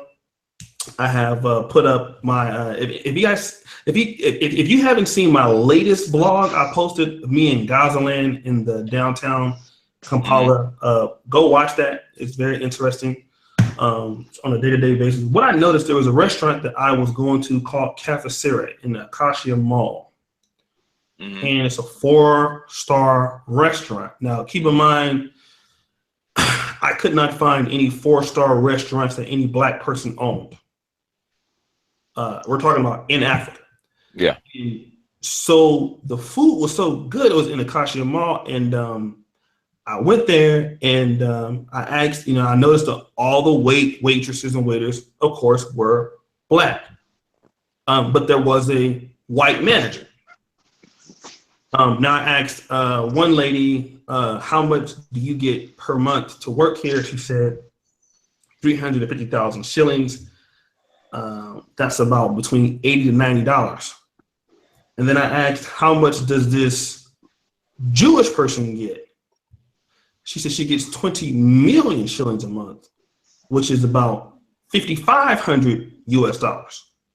And then, so what the Ugandan people didn't understand, because what we talk about as blacks in America, we understand that the Jews are not really Jews. They're really white people pretending to be Jews. Yep. And I had to explain to them that she said, oh, this white lady's from Israel. I said, there's no fucking way she's from Israel. That there is no white people genetically like that from Israel. The African people didn't even know that Israel is a new country started in 1942. They had no idea. They thought genetically that this white person was from Israel. They had no understanding of this person came from Poland, maybe. This person came from Germany, maybe, because I'm in Poland. There's tons of Jews here. Or Russia, yeah. Yeah, because even the complex that I live in was built by Jews called Victorian. And right across the street is another hotel that they own. Even in Poland, man, the Jews are so fucking powerful, man. It's as far as how the Jews have globalized everything, even to the fact of the restaurant that they run, even in Uganda, the business that they run there, they're the most powerful group of people on the world. There's nobody even close compared to them. I think the people who come close may be white people. Yeah, for now. Yeah. Well, maybe. Yeah. Well, you know what they did? They took a part of the world that had a lot of history, and they basically rewrote their history. Like, that's something that people have always done throughout the history of the world. Like they found themselves in a messed up situation, and they either did something great or they pretended to do something great until they made it. And like the thing with black people is we had the opportunity to do that, but for some reason we just keep getting stuck. We keep getting stuck on the pro-black piece. I don't know what's going on with us, but we keep getting, like, you look at all of the brothers that's, part of the conscious community that, they constantly talk about Kemet, constantly talk about Egypt, but it's like, okay, you look at you trying to pull from that greatness, but you can't pull from that greatness if you're not building that. You can't pull from that greatness if the only thing you want to do is give historical lectures about, what we did in the past. It's cool to know what we did in the past, and it's a good thing, but you got to move on from it. You know what I'm saying? In a productive way. Like, that's the one thing I give the Jews credit for. Like, a lot of stuff that they do, it is practical in application. Like, you can sit there and you can say, okay, well, you know what? I'm gonna start practicing this, and I'm gonna start doing this, and I'm gonna start doing that, and you'll get results. You know, but I don't know. I think in the pro-black thing with certain individuals now, you got too many. I guess they call them hotep hustlers. You got too many people. It's way too many. Way too many. Yeah, it's just trying to get over. And you know, don't. Yeah. Go ahead. My issue with a lot of pro-blacks too is that when you go to Africa, I didn't see any pro-blacks that were African. Like, and it's funny, but I'm saying, but the reason why I say that is because it's like black folks here, we romanticize Africa. Mm-hmm. Like it has become overly romanticized. But the thing about it is, Africans they could care less about any pro-black Kemet. They could care less about any hotep. When they come here, they're trying to get into Harvard. Yeah. They're trying to become a doctor, become a nurse, become an engineer. They don't care about any of the pro-black stuff that we talk about. And it's so funny because we'll sit on street corners for decades talking about all of this stuff that they don't even. It's like two separate worlds. Because they're two separate cultures. They're not the same culture. And that's even in Africa, if you actually go to the continent of Africa, and O'Shea was just there, he can tell you they had, even amongst their societies, they have their own separate little cultures. Even in Uganda, they're not all the same people. Right, many tribes, many different dialects. Well, see, this is what the problem is. If you look at every other race of people. Mm-hmm. You look at, it goes back to what BGS said about us having broken culture. Mm-hmm. If you look at every other race of people, they come to America and they assimilate into American society. They're still rooted in their culture, and they're still rooted in, going back to their homeland and keeping their traditions. But when it comes to America, when it comes to business, when it comes to, those things, they assimilate. They do what they need to do in order to be successful Americans. You know what I'm saying? We're the only ones, and to be truthfully honest, I'll take it a step further. We're the only people in this country who actually fight to call ourselves just American. Not African American, not Indian American, not Asian. We have the right, the same way the white people that were pilgrims or whatever came over here. We have the right, but we reject that. We reject the whole American culture because of slavery and because of everything we went through. Not realizing that as long as we remain in that mind state, like, how can we live in a country that slaves fought for and died for and worked to build, and at the same time be like, well, I'm not no American, I'm not gonna, you know what I'm saying? It keeps you in a certain mind state. It's like if you're a soccer player and somebody asks you to go play basketball, you're gonna try to incorporate your athleticism into basketball, but you're gonna play by basketball rules. If not, you're gonna suck at it. You know what I'm saying? So, like, well, most anybody that ever been to the continent or been outside the United States, especially black people, will quickly realize how American they actually are. Okay, that black doesn't mean a whole lot of difference. Say that again. That black color doesn't mean a damn thing when you go outside the country and realize that how American you actually are, because things don't work the same way that you expect them to work. You go to Africa, you're surrounded by people that look just like you, but your culture is completely different than theirs. And you realize that as soon as you hit, you can recognize some cultural similarities between black people, but they're very small. But when you hit that ground, hear the language, you see how they do business and stuff like that, you realize, oh shit, I'm really American. I'm more American than I actually thought I was. Look, can I talk about that just real quick? I have to. You hit on a key point, and this is exactly why I think a lot of black people need to travel. And you know, you think that you really are down with the, you know, with the black cause and all this. Like I said, until you get there. Now, let me give you an example of exactly what I mean. In America, if you have money, okay, for the most part, you can pretty much get any product or service that you want at that time. American society, you know, if you walk into a store, somebody's instantly going to greet you. Hello, Mr. BGS. Hello, Mr. Ingerman. Hello, Mr. Wake the Hell Up. Hello, Mr. Prophet of Thought series. Do you need any help looking around? Right? That's how Americans think. Okay. You know, hey, I got the money I want to get this business right now. Well, I don't have the product in, but I can have it to you here.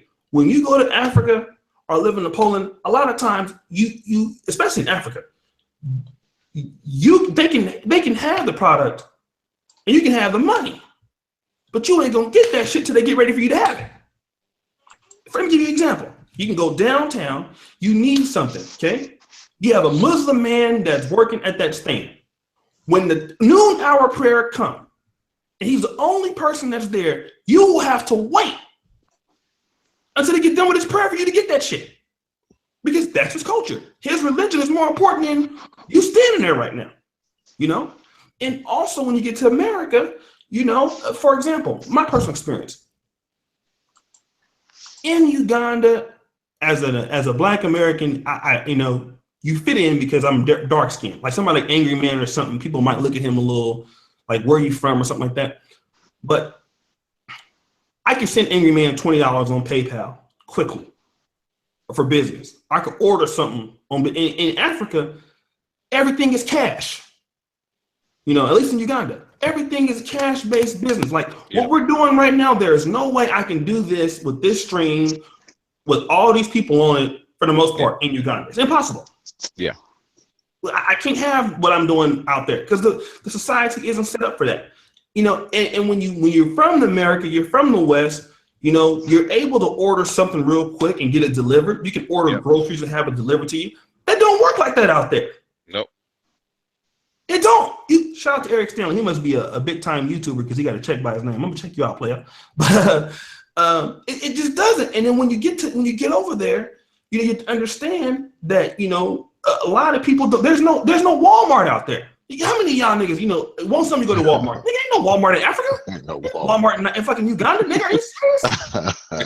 I'm gonna go get some. You can go to the fucking mall and can't find no fucking boxers. Nigga, you have to go to individual fucking shops. Yeah. The market, there's a real market. You know, when they say market, it's a real market. Did you guys see my video? I know it's pretty. If you want to see how Uganda business works, go look at my last video. And I vlogged it specifically. You have to go upstairs, different places, and you have to negotiate them prices. I'm gonna tell you a quick story, O'Shea. I'll tell you a quick story. I was in Guatemala for like 3 months, right? And the toilet had backed up, right? So I needed a plunger. You know, a simple plunger, right? You can go most places. You go any particular place and pick up a little simple $5 plunger, or whatever, right? You know how hard it was for you to find a simple little plunger? I had to find a stand, go to the market, find a shop that sells nothing but plumbing goods, and get my plunger. And it took me about a day to find them. Wow. So you know that's how it works in the third world. But isn't that the problem though? When you think about the so-called Hotep, Ase, Uhuru, pro-black thing, I mean, they come at you with all of this Egyptian and African and Ethiopian nonsense, and they're trying to indoctrinate you with some type of culture. And what they're talking about is so far from what it really is. It's not even like they're bringing to you how the culture really is. They're bringing you some quasi watered down, out of the penitentiary spin on what being African is. You know, I think that is the problem. It would be different if these brothers was coming to you like ODJ. You said you was in Uganda. It would be different if one of these brothers from Uganda came and was like, this is how we do things in Uganda. This is how we dress. This is how we talk. This is how we greet each other. This is how we do business. And he's teaching that. I think that would be different than some brother who did 10 years in the federal penitentiary. And now he's read a few books, and now he's coming, he's telling you what you should do, how you should stay away from white folks, and all this kind of nonsense. I mean, it's ridiculous to me. Well, see, you know what happened, brother Xavier. What happened was back in the 90s, we had this whole conscious, this leap in consciousness in the late 90s. Now, before that, of course, there were brothers that was trying to teach consciousness in a more constructive way, in a more ASCAC, It was ASCAC that was trying to project it. Basically bird feeding people so that they can take in the information a little bit at a time. Because I've seen black people get a whole lot of information really quickly, as far as like knowledge and self, and it drives them crazy. Literally, like it drives them crazy. They run around, just they be messed up in the head because they can't process all of the information. And so what ended up happening, when you had the smartphone and social media, so now you got a bunch of black people, including Tariq Nasheed with Hidden Colors. You got a bunch of black people just getting bombarded with a bunch of information. Because you got to understand, even in this day and age, there was a lot of black people in America didn't know shit about their African heritage, literally. Yeah. And when all of that information, they got flooded with all of that information, a lot of people, they're running around like losing their mind. That's how, the Hotep hustlers are so easy. It's so easy for them to manipulate people and shit. And they running around here telling them this and telling them that. It's just like right now, there's somebody in the chat room that said, you are what you are biologically. Do you have any idea how stupid that statement is? like right now, like I'll give you a prime example. Like right now, my heritage is West African, but that consists of, I think, 4 different areas in West Africa, 4 different nations in West Africa. At the same time, I have British heritage, I have Irish heritage, and I have Jewish heritage. So biologically, what am I? You can't go by that. Like you have to, like, culturally, I'm a black man. Right. That's what you have to go by. You have to go by your culture or your nationality.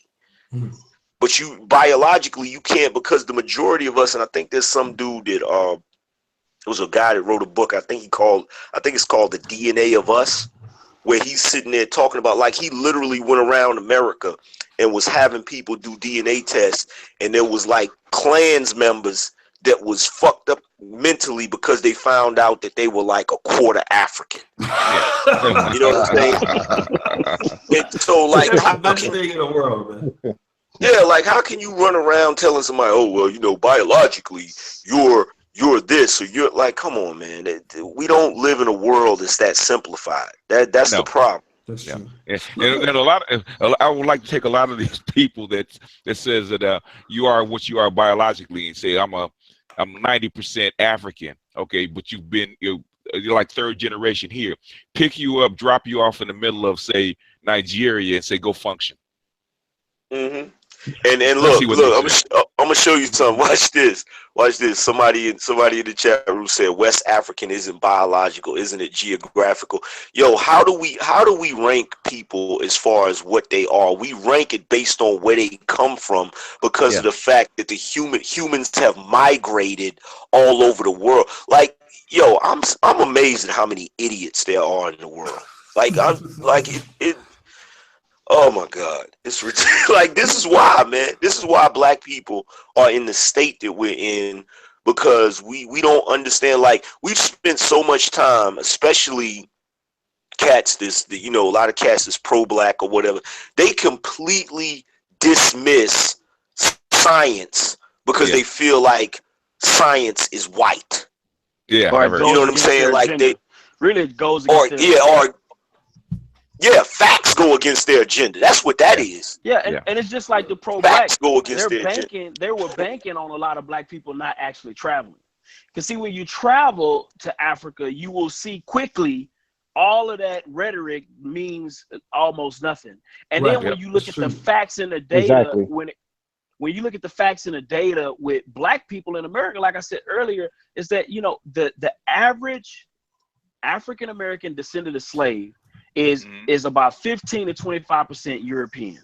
Now, I'm not talking about people who migrated here, you know, maybe, you know, 1 or 2 generations ago. I'm talking about the average African American descendant of slave, whether they're black as I am or as light as Angry Man. Like, at the end of the day, we genetically, when you do the genetic makeup, we're about 15 to 25% European. Yeah. Right. So that's true. I mean, when you just look at that, you know what I mean? It's like, you know, it gets into the weeds, and then you just start fighting. You start swinging at air at that point. What most black people don't really realize, black is not a genetic makeup. It's a class that's designated by the United States. That's like I keep saying, Plessy versus Ferguson.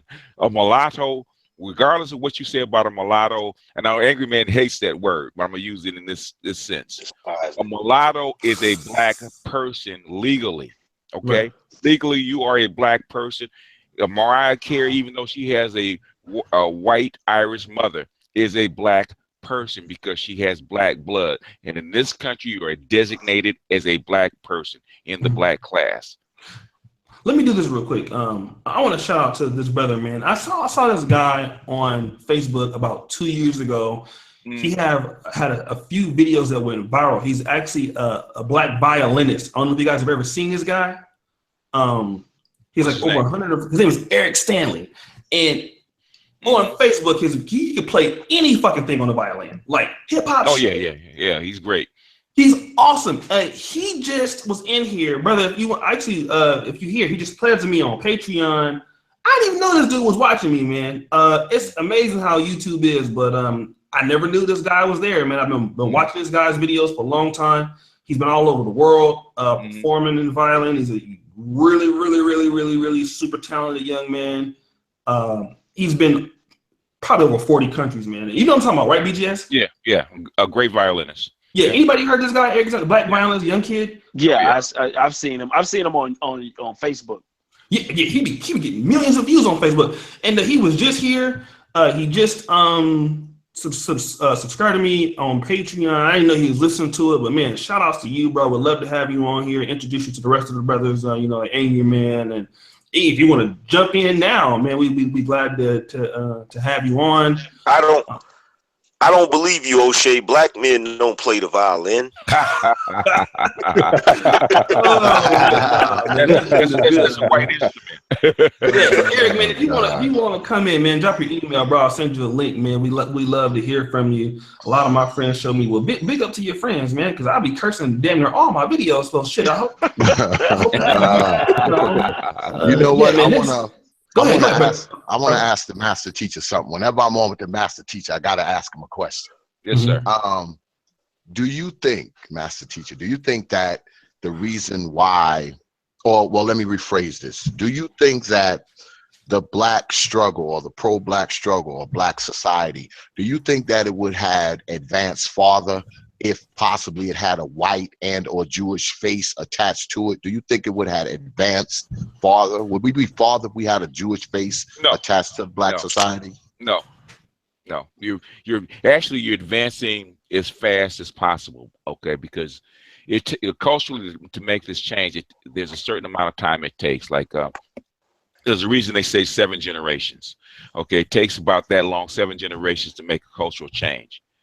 And with the way that this country was formed and the angst that between black slaves or black labor and the Europeans coming into the country, that had to play out, and it's only so fast it can play out. And you're moving about as fast as you can. In fact, the civil rights leader Kwame Ture says he was amazed that black people moved from where they were to where they are now in such a short period of time, because normally that kind of struggle takes a lot longer. So black people are basically moving at warp speed as far as their position in this country. Yeah, Let me do this.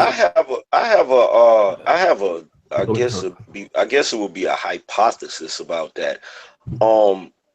In my personal opinion, because I had this conversation with you, BGS, where we talked about how basically black people the clock was reset for those of us who are considered black in America. The clock was reset on us culturally when it comes to what happened with slavery.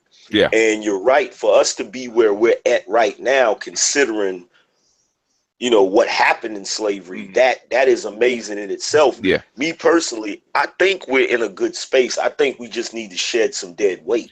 Well, it's not they're not dead weight. If you push, because the United States is already forcing these two groups together, okay?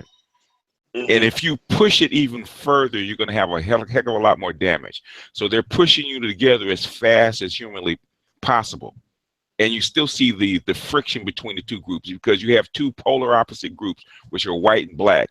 And basically, the United States is trying to get rid of the black problem, the Negro problem, as I stated. And they're actually pushing you as fast as they can to actually get rid of this problem. If you push it even any faster, you're going to have a war. They don't want that. So, well, yeah, I mean, when I say dead weight, I'm talking about the like any race you have, regardless of what the situation is, you're always going to have different classes that people are going to organically fall into. Right. You know what I'm saying? The same way you look at white culture, they're going to have their what they consider their upper tier white people. And then they're going to have, what they consider poor white trash or trailer trash. And, in my personal opinion, they know how to classify their dead weight and not deal with it. Like with us as black people, we don't really do that. Like there's so much guilt that's placed on black people when it comes to what we should consider our dead weight. Yeah, you know what I'm saying? That's true. Niggas just ain't gonna do shit. The niggas that ain't gonna do shit regardless of what happens. Yeah, that's true. Yeah, and I think a lot of that is because we are pro-American and anti-American at the same time. And what's so sad about that is we're actually pro-American when it counts, like with the things that matter the most, like with the wars. We're the first to sign up with the wars. We're probably per capita the most represented in the military. Wow, I didn't know that. Yeah, we are. Yeah. Black people are the most. Get the fuck out of here, for real. It will.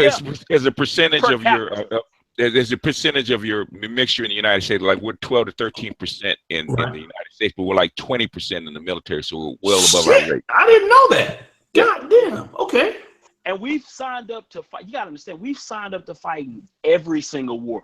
We were during the First World War, we were actually begging to be a part of that war. You understand what I'm saying? And this was all, at this trying to prove ourselves. So my thing is, black people have always showed up with the things that matter. You know what I mean? Like, we've always fought to advance this country. A lot of the rights that we have in this country, we fought. We put down our lives to better this country. Let me do this. Wake the Hell Up has been waiting in the trenches. Let me get his, because he's been listening. Chomping at the bit, huh? Yeah. Let's let him speak on it. Wake the Hell Up. Should black people consider themselves American, African American? Because Angry Man's making some strong points. Mr. Black is making some strong points, because I know, like, Mr. Black is not so much on the Pan-African hype. He's more so, well, let's stay in America and get our shit started here first, and then if those who want to go do that outside, they're free to do, which makes sense.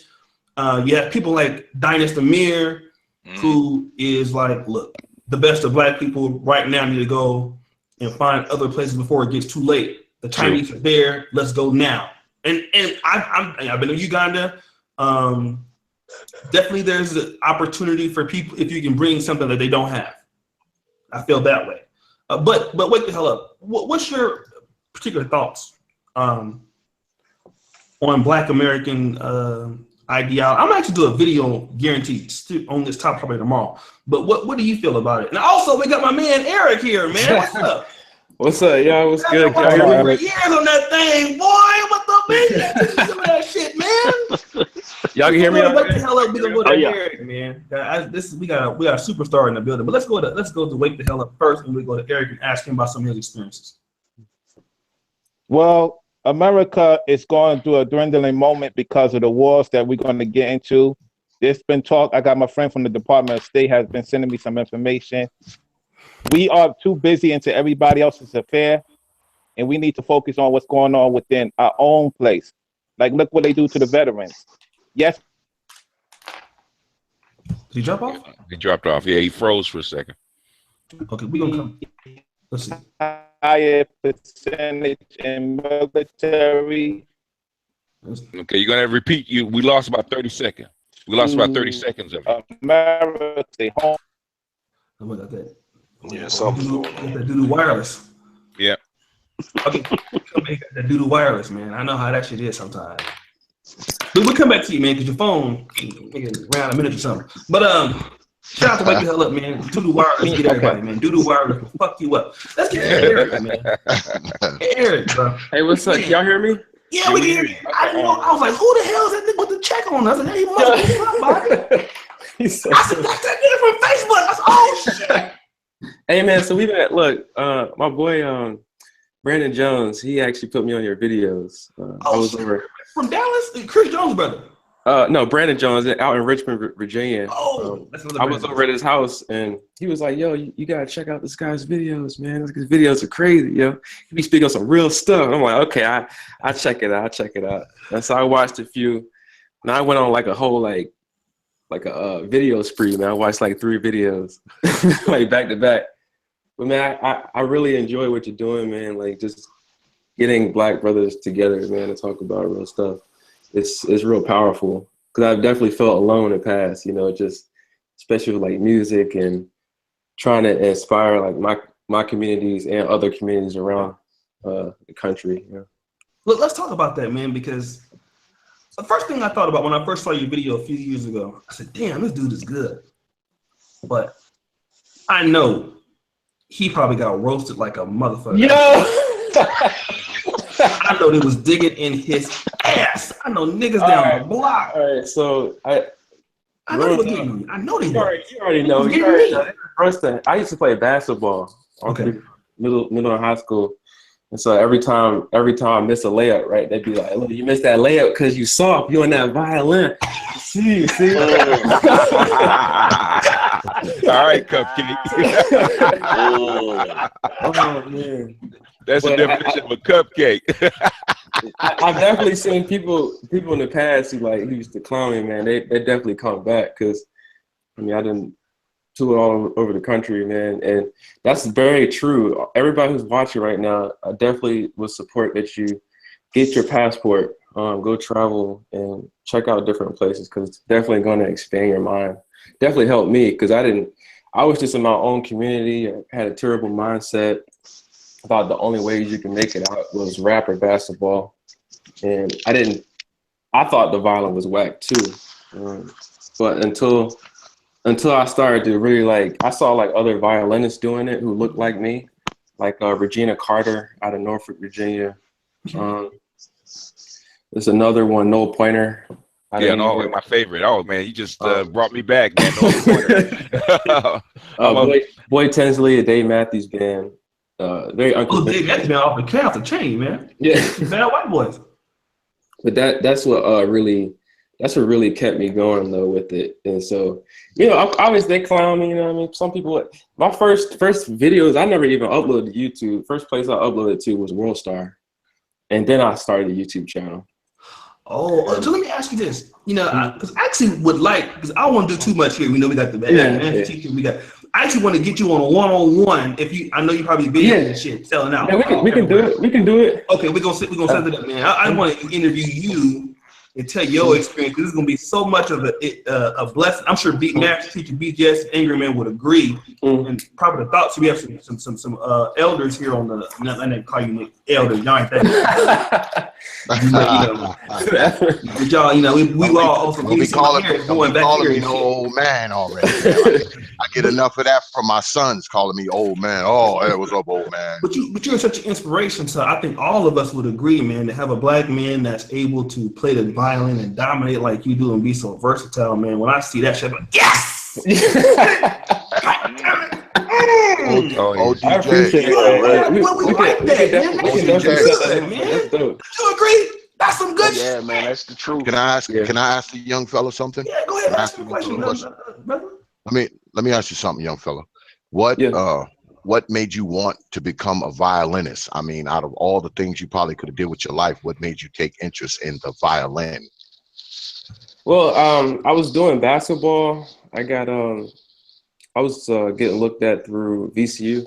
And so I was doing that whole track, like the basketball, really working, doing the 5 a.m. workouts, really working hard at that. But when I got to college, I just kind of, it fell under a lot of anxiety and depression. So I just stopped basketball. Like I stopped everything.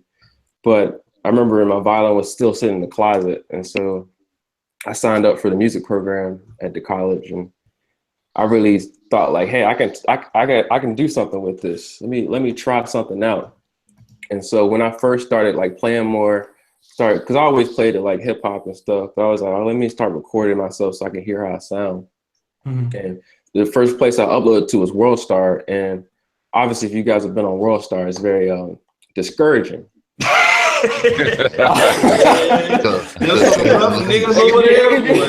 It's a tough battleground. It's a tough battleground, right? Calypso, Oregon. Here. Once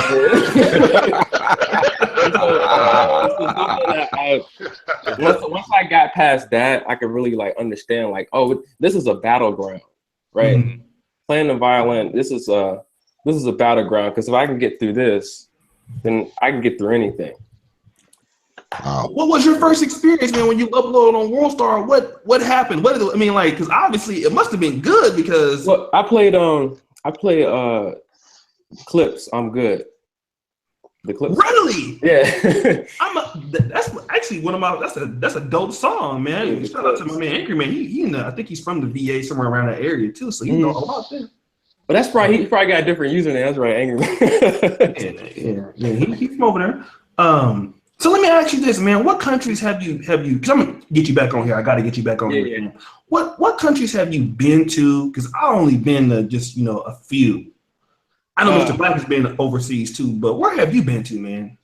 Been to Sweden. Been to London. Singapore. Definitely been to Mexico City. I've been there 4 times. Mm-hmm. Been to Ecuador, Quito, Ecuador, South America. Mm-hmm. That was probably my favorite, Ecuador. Why was Ecuador your favorite? It's just completely different. Completely different. The people there are so appreciative of music. It's different. It's no longer, they don't care like, oh, like here they will be like, oh, you're not in the Billboard chart, so I'm not going to listen to you, or you're not in the radio. Over there, it's like, yo, your music had an impact on me. Mm-hmm. It mattered, it helped me get to this point. And so, it's been a lot of places that have been like that have just like I went to Sweden at the Nordic conference. Mm-hmm. It's basically like Switzerland, all the Nordic countries up there. They come together and talk about new technology. And a lot of people there, what they see in music, they see it as obviously it's a cultural thing, right? Mm-hmm. And a lot of the companies are adjusting to like the hip hop culture, mm-hmm. right? They're using the hip hop culture to push a lot of products, a lot of things. That's what Angry Man just said. Mm-hmm. Yeah, so I'm seeing things from a different perspective, and even like Facebook, YouTube, all these things, these are now the superpowers of the world. Platform, yeah. They have people like you and me just sitting there like developing these trending topics. They're pushing these ideas out there for people, you know, really like manipulating how people are thinking. Mm-hmm. So, and I went up to Twitter headquarters where they were talking about, you know, how they can implement more celebrities on the platform to influence people. Yeah. Yeah. Let me actually, Eric. Doug just said, "What high school did you graduate from?" He went to John Marshall. Word. John Randolph Tucker. John Randolph Tucker. Okay, Yeah, let me. BJS, you was gonna say something, and then we can go back. I was going to say, what I'm saying, a really good book a really good person to follow as far as that is Howard Bloom, because he talks about global memes and how these like Twitter and Facebook and YouTube, they push global memes or basically like viral memes that go out and influence people's minds. So he's an expert. Howard Bloom, yeah, Howard K. Bloom. In fact, I talk about his book, Lucifer Principle and stuff like that. But he's the one that actually recognized that that told the Jews that hip hop was going to be the next coming thing. Oh, where? Basically, he was a press agent for a managing agent for Michael Jackson and Stephanie Mills and Shaka Khan and Rufus and a few other people. So he's basically a neuroscientist that actually takes neuroscience and actually pushes in viral memes. So he's one guy to actually watch or investigate because he really talks about that stuff in depth.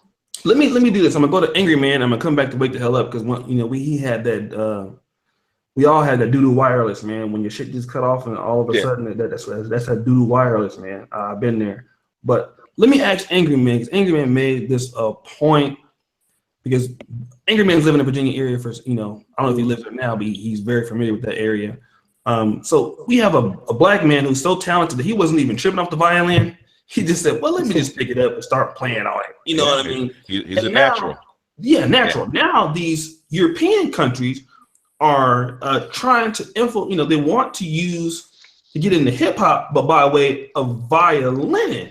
Now, Angry Man, I would never think about as a hip hop producer or owner, we gonna infiltrate a part of the industry through an instrument like the violin. I would never think there would be a market for that. I mean, you've been listening to hip hop a long time. Have you heard of this gentleman that we're on right now? Have you ever seen his videos on Facebook? Yeah. I've seen. Oh yeah, seen it. Yeah, I've seen. Like first, let me say to the brother, Eric, I admire you. Number one, for being brave enough, because a lot of people don't know this about me, but when I was younger, I actually wanted to be a classical pianist. And to be able to do that as a black man, I understand what type of, because culturally we're not expected to do certain types of things, and with me, I finally got into a place where I can actually continue my piano lessons. But back then I used to catch hell for doing cats would hear me listening to classical music and they have a problem like trying to listen to that Mozart. You been at Mozart? Oh, I see you. Okay. Yeah. With the fact that they that you can incorporate hip hop into it, I think that's awesome, man. Let me say something to this, because B. Jasmine has started this thing called the Classic Black Man, and I think Eric is definitely one of them. Oh yeah. He's the kind of black man that is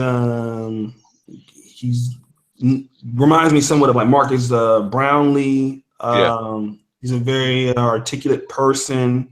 Mm-hmm. He's one of the guys who will be considered one of the builders of the black community if we were smart and kept people like him in there, right? The problem with people that's like him or me, I'm a little bit more niggified, so I can get fit in. I'm a niggified motherfucker though. Like, that's why I can be like, I'm a Republican and I got an all nigga fan base eating collard green sandwiches and shit and chitlins and all that. I'm a niggified motherfucker. To the heart. you know, my brain cells breathe high blood pressure and high glucose, and you know, but everybody not niggified like me. Oh my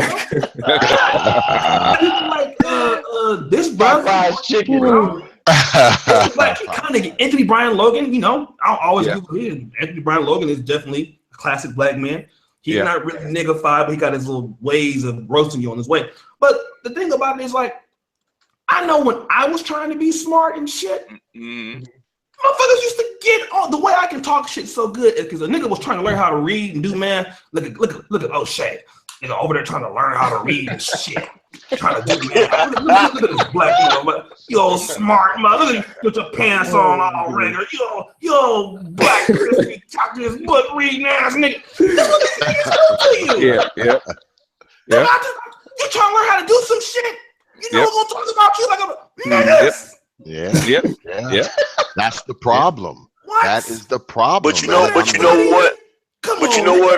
But you know what, O'Shea? Ain't nothing wrong. Like, see, here's my thing.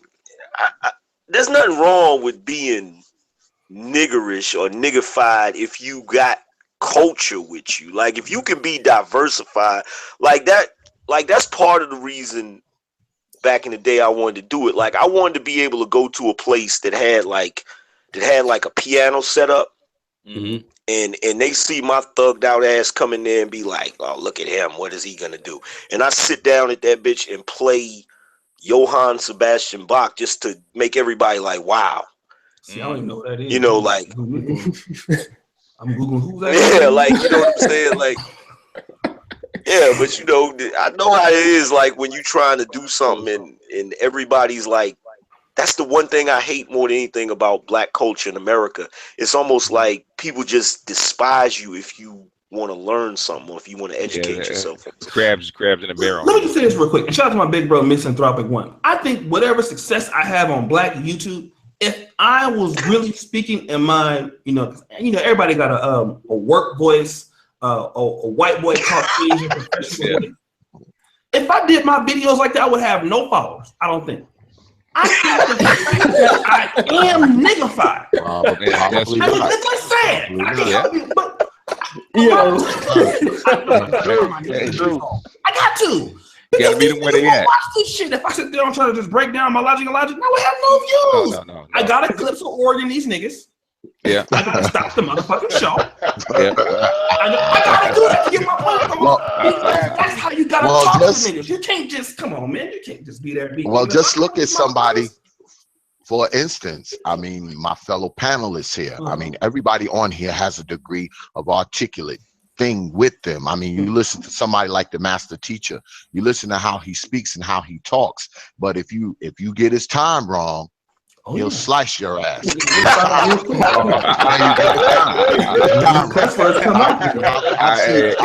I've seen the master teacher go in on a couple of them, boy. You went in on me too. I said they messing with the wrong one now, boy. They're messing with the wrong one. So I think we all have it in us, just like we all have it in us, brothers who have a good command of the English language and has good diction and good vernacular. I think we kind of like the Incredible Hulk. If you make us mad enough, we blow up and turn real black. So, I mean, I think I'm just saying, and vice versa. I think some of us, we just remain blowed up and real black. That's what I think it is. Some of us just stay in that state. I mean, some of us, we have it in us, and some of us, that's just who we are. I think that's what it is. And when you have those brothers who remain blowed up and real black, they kind of look, you know, they look at you as sort of inferior, because in truth, you're superior. Okay, if you're a person that learns, you're a person that reads, you're a person that comprehends, you're a person that studies, you're a person that betters yourself mentally, culturally, and spiritually, you are superior to the man who does not. You just are, okay? Because you are going to be able to perform in situations that this dumbass cannot, okay? Because you can think your way out of a lot of things that he cannot do. You have skills he doesn't have, like the young fella here who plays the violin. Of course they joked on him. Of course they roasted him. Of course they made fun of him. But I guarantee you, all those people who made fun of him years ago, while he's traveling all over the world and going to all other countries, their ass is standing on a block somewhere right now with their pants hanging off their ass without a dime in their pocket.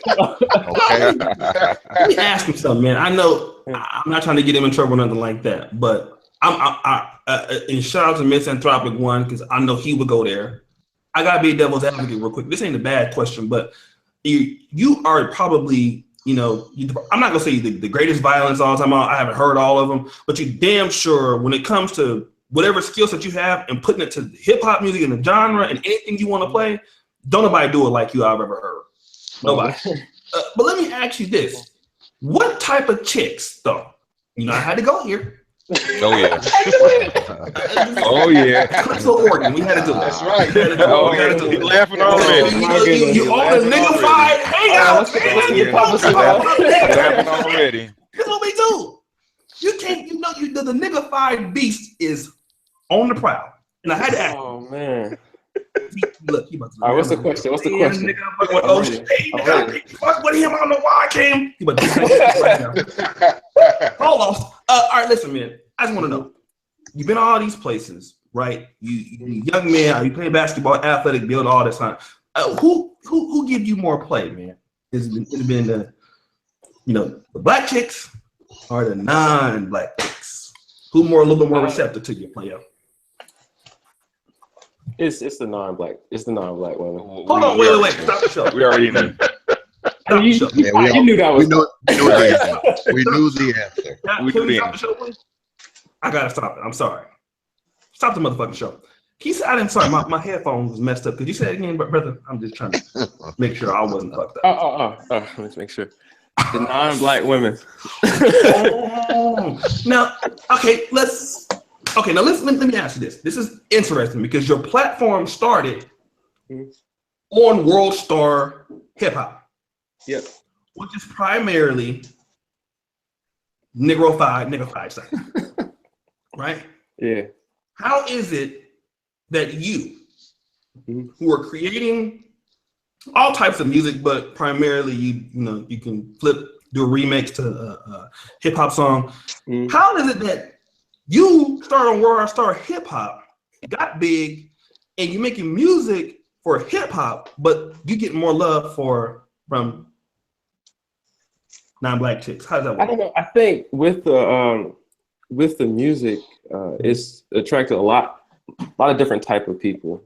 Not only just like women coming up to me, but just in general, like we got people from the Philippines, people from India, everywhere, and they're all like, hip hop has become one of those things where it's like a lot of people are interested in it now, as opposed to years ago, people weren't like, they were like, oh no, that's that hip hop stuff. But when it hit #1 Billboard charts and it continuously started doing it, people like, they tend to gravitate towards it. So I feel like in my realm, like where I'm at, it's just like all types of people really come up to me. I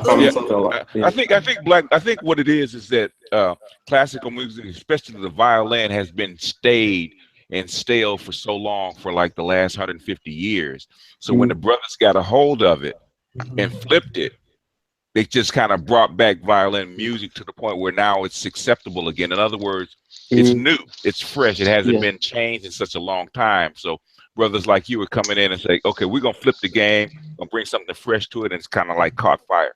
I tell you, my teacher in college, she was like, oh, well, you need to stop doing those YouTube videos. Maybe if you stop doing those YouTube videos, you'd be better. I thought about that and I was like, wait, I'd be better, but I'm already traveling. I'm already generating income while the other students in my class were not. And so that made me really think about she was like, oh, hip hop's gonna be dead, in like she was hating 15 years. And my piano teacher, because you had to take 2 instruments in college. You had to take a secondary instrument. I took piano. He was like, that stuff you're doing is not gonna last. And I remember the pushback, and that let me know. I always knew. I was like, I got to keep going because Because I have two professors telling me. They're both white. They're both white. Yeah, one dude's Russian. Sorry, motherfuckers. What do you think now? And so what was crazy was I knew that pushback. I could feel that resistance. I was like, all right, I need to keep going. I definitely can't stop. That's why I believe everybody has a unique way that they can reach people. Because my boy, yo, he's like the definition of goonish, man. He be. Let me do this, man. I'm gonna ask. I'm gonna go to Wake the Hell Up. We're gonna go back to the Angry Man and Mr. Black. Wake the hell up. Now you always have talked about this on your channel too. The black man who is, like Eric, like Marcus Brownlee. Well, Mr. Black actually, I'm gonna get to him because he's talking about it in different terms, like maybe becoming a music teacher, owning music schools and stuff. That's what I think Mr. Black's more on that level. But we have the professional black men like Eric. What's your thoughts about black men doing this and our own women who say we ain't doing shit? Won't hop on him. I know, but these hoes will fuck Leroy down at the chicken stand. Ashley Dick, Elroy, motherfucker Junebug with the S curl, still kidding. And they come to him. I don't want you. I mean, what the hell up? What the fuck is going on with these? What's going on, man? What's going on in our community, bro? A lot of the sisters in America love drama and to wake up to the next level. You got guys like Eric and them who is doing real good. Say it again. The first thing you said, man. What they like? They love drama, huh? They don't want to see you successful. They don't want to see brothers get together and do different things of different unique styles like Eric does. And he's taking it to the next level. He's out of the dirt 3D realm. When you go into a higher realm of your talent, you could become more like from other cultures. This is a known fact throughout history. Black women 30 years to catch up to one white woman or Asian woman of what they know. At an early age, other nations of women study at the age of 5 of all ethnicity. They read books, they study, they go out and travel, they do different things. As the black woman, mostly in her 40s and 50s, if that. So by the time they realize that, you're already past time. Let me take a crack at that. Let me put the old X spin on it. I believe that a brother like this young brother here, very talented. I mean, absolutely positively talented, because I've seen his videos too. And let me tell you something. Chicks nowadays, especially when you talk about the old hood heifers, they're a breed of their own. When you talk about chicks nowadays, the reason why they won't deal with a brother like this, number one, they look at him and they say, oh, he's trying to be white. He's trying to be this. He thinks he's better than us, this, that, and the other thing. Now, they will come around and try to be around a brother like this. Once their ass is about 42, they're about eight babies in, okay? They're about 8 babies in. Because, see, it takes them that long to realize, what they really need in life, but usually when they figure it out, it's too damn late, because like I said, they 8, 9 babies in, the breasts done droop, the ass done sagged, and they looking their age or older. So now they're like, oh, I need a good man now. See, a brother like him looks like a good man to him when they 40 and got 8 babies. When they 20 and that ass is tight and those tits is perky, he ain't a good man. The good man is the brother who driving the damn BMW, who spent his whole day flipping keys. He's the good man now, with all the gold teeth in his mouth and whatnot. That's the good man, because we've got it twisted. Black people, we backwards. Okay, we backwards. You think they would look at a young brother like this? A black woman will look at a young brother like this and say, hey, man, this is a talented brother. He's got it going on. He's a musician, blah, blah, blah. No, they look at him and be like, oh, no, I don't want him. He's a violinist. And will actually say it like it's a bad thing. They will say it like it's a bad thing, that this brother is a violinist. I've heard it before. Of course you've heard it. You're black. You're around black people. I bet you it was black people that was telling you that too, right? Yeah, my ex, man. Exactly. Yeah, exactly. Yeah. I know that. I know the feeling about that. I know the feeling about that. I'll tell you that, man. Yeah. That's what it is. We backwards. We backwards. Black women have low self-esteem, and they do not like getting out of their comfort zone. So anytime you get outside that pocket, say like a brother like this gets outside of that pocket, black women. Black women would like to keep you inside that bubble because they don't feel that they can expand, that they can grow, that they can learn more things, and they don't like doing that. So they like to stay inside their comfort zone. So you get outside their comfort zone, all of a sudden they start rejecting you. Like my man said, his ex. As soon as he started expanding and his world started expanding, she couldn't keep up. So basically, she's trying to pull him back. Dang, how did you know that? How did you know that? Yes, she was. Yeah. Angry Man. He's the master teacher. Go ahead. Angry Man here. Go ahead.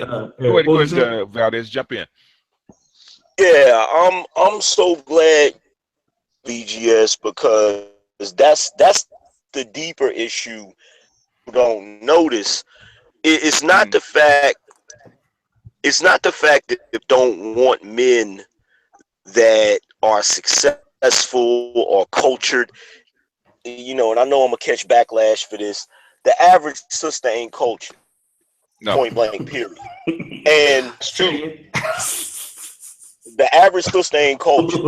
Like I can't, like the average sister, I can't have a conversation with her about, oh, I read Dostoevsky. No. Have you ever read that book? She ain't read that. You know what I'm saying? Like they don't have, they're not, they don't, like if they encounter a brother that is cultured, if they encounter a brother that has a certain level of intelligence, it's that it comes out. Because see, black women, they want to reserve the right to look brother that they with. Yeah. Okay, and you can't do that if you go out here as a sister and you get this corporate job, and you got a job, and you got this nice corporate job because you went to school and you got your master's degree in liberal arts or whatever the hell you went and got your degree in, you know, and you go out here and you get a brother that just has a high school diploma, has an average job. You know, she can continue to perpetuate the myth of educated black woman, and I'm holding down the black race, and y'all brothers ain't up to par with me. Yep. You see what I'm saying? So when you say that last part again, man, because that last part, that was good. I got a mixtape. We got to take it back. Like that mixtape. Yeah, that's what it boils down to. Like they want to be able to say, I'm strong, I'm black, I'm a woman, I'm educated, and y'all brothers are not up to par with me. Yeah, I don't need you. I don't need you, black man. You know? Exactly. And see, the truth is,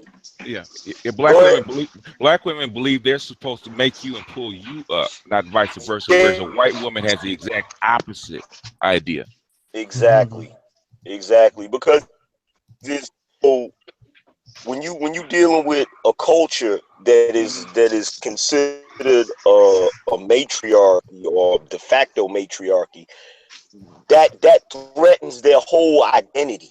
That threatens their. See, if you've been lied to coming up, if you've been told BS, like these women will get to a certain age and they'll see brothers out here that are educated brothers. That's why they say, "Oh, I'm not messing with him. He a lame." See, that's the excuse. That's the excuse, because it's like out of sight, out of mind. If I just don't deal with brothers who are on a higher level than me when it comes to, because you can have brothers out here that's not as educated as a sister, but they're just smarter. Yeah. You know what I'm saying? And the sister will reject them and say, "Oh, I'm not going to deal with them." That's why so many sisters on the internet now on YouTube that's so threatened by the black manosphere, because we're touching on topics and we're even. Okay, you just cut out Angry Man. He was on a roll. He's hitting them. O'Shea. So I'll tell you how I found out about your channel. I think your channel got taken down, right? Oh yeah. So that's how it came up in conversation. He was like, "Yo, you heard about these YouTubers? The channel's been taken down." I was like, "They be taking channels down like that for what?" I'm thinking, "Dad, what did he do?" What's funny is, dude, I've actually calmed down. I used to be a lot worse. Oh yeah. Well, all that did was solidify the brothers. That's all it did, because it brought brothers together that normally wouldn't be together. That's true. Yeah, And that's look, true. That's look at us right now. They made me worse. They've been following me since They made you calmer. They made me worse. Let's go back to Angry Man, because me and Angry Man actually had to take a different approach. Angry Man used to go like first of all, I'm gonna tell you, no offense to Angry Man. His previous, like before his radio show days, the pre-recorded ones, them videos. Oh yeah. Oh my goodness. Yeah. Them videos. No breaks. Yeah. No Yeah. breaks. What? Oh. Fire. Them videos. Yeah, yeah. And being pissed off on it. Now he's like, it's almost. I had to say, bro, what? You know what happened? But back then, Oh yeah. nigga, Yeah, he's a little more professorial now. Back then in the beginning, boy, he used to be straight fire. I used to play his videos loud and make every woman in the house mad. Oh yeah. Our hangout brought the geek out in him. Okay, the classic man out in him a little bit more. And when he had with that Sergeant Willie Pete, nigga, it was so much ferociousness and that shit. But, is Angry Man back? Oh, he actually muted himself. Let's see. Let me tell you. Yeah, I'm back. I'm back. Okay, finish that last part about why women are mad at the black manosphere. We can go Oh, they're angry because like we personify like what they've been trying to avoid and what they've been trying to ignore is the fact that you have so many brothers out here who are intelligent, who are cultured, and the black manosphere personifies the very thing that they're trying to shun and they're trying to hide from and they're trying to pretend doesn't exist. And we take it a step further because we actually go in depth into the psychology of why black people, black women in particular, do certain fuckery. And so it's like somebody putting a mirror in front of them while they're trying to pretend to be something that, or trying to hide something, you know what I'm saying, about their character. So they automatically like, oh shit, here we go. Like I've been trying to avoid this for the majority of my adult life, and here these brothers constantly talking about it. You know. Put that mirror up to the wall. Oh yeah. Let me ask you this, Eric, because I mean I know what I'm gonna ask is what BGS has already talked about with Mr. Black. I mean, we'll go to Mr. Black after this, but let me ask you this: now that you're doing your thing, you've been to different places. You've been to Mexico. I believe you've been to Sweden. You've been in the UK. You've been to Ecuador, Philippines. Yeah. Philippines, yeah. You've been. I only been. I thought I was somebody. I went to Uganda. I thought I was a shit. You blowing me the fuck out. Okay, let's talk about the chicks who used to date you before you had the success. Now you're blowing up. You know what I mean? You're seeing. You know, I'm not saying you fucking nobody. You love Jesus. You might be a Christian or something. I'm not saying you got no hope. I'm guesstimating, not estimating. You know what I'm saying? I'm just hypothetically. In other words, what kind of groupies you got now? That's what he's trying to ask. We ain't trying to get into all that, man. We don't that player. We don't want to get you caught up. But now the chicks that you used to mess with, the black, let's say primarily black before, assuming that they think that you have better looking non-black women now, do those black women contact you and complain about the new chicks? Like, why you with her? Or you think you all that now? I really, most of the stuff people don't say to my face. So I think that's like anybody who's well known for something. Most people aren't going to talk to you directly. But I definitely feel like it has been one of those things. Like I'm from a primarily small city, Richmond. And so, I mean, my goal has been to make sure that people are inspired and that they stay inspired, right? And not just get like inspired real quick, like, oh, I'm motivated, and then just fall off. But what I've seen, like in my own life, like in the past, like I was living a wild lifestyle, like the hip hop rock and roll lifestyle. And I had to slow down because I burnt myself out right around like 2013, I burnt myself out. I was about to drop out of college, and I just really like refocus, like started seeing how I use my time. Stop chasing women. That's not a focus. It started working. You just graduated? No, I graduated in 2015. Okay. Congratulations. And so I just I shifted my focus towards things that are like better myself. Mm-hmm. And obviously with improving your own life, the women come. Now I'm more selective about Say it again, player. Say it again. That's right. Say that one more time. Say that one No, more he time. he gotta go One back more further. time. He gotta go back further. He gotta go back to the part further. where the part where you said you decided to stop chasing women. I decided Yep.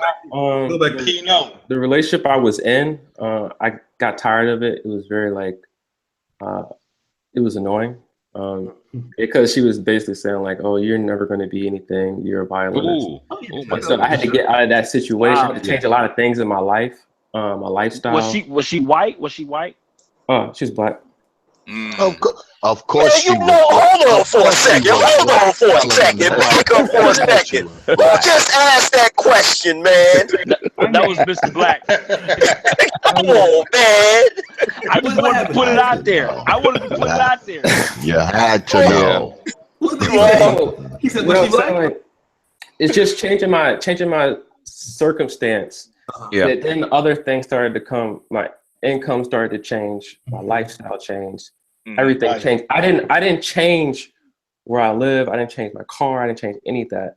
I just changed my mindset. Everything else started to increase. So I'm still. Let me ask you this: you wasn't complaining about. And listen, I want you to answer this because a lot of people think, and I know maybe in the manosphere, people might not agree, but you wasn't complaining about these hoes to people while you made the change. You made the change for yourself, not. Oh, you no, wasn't.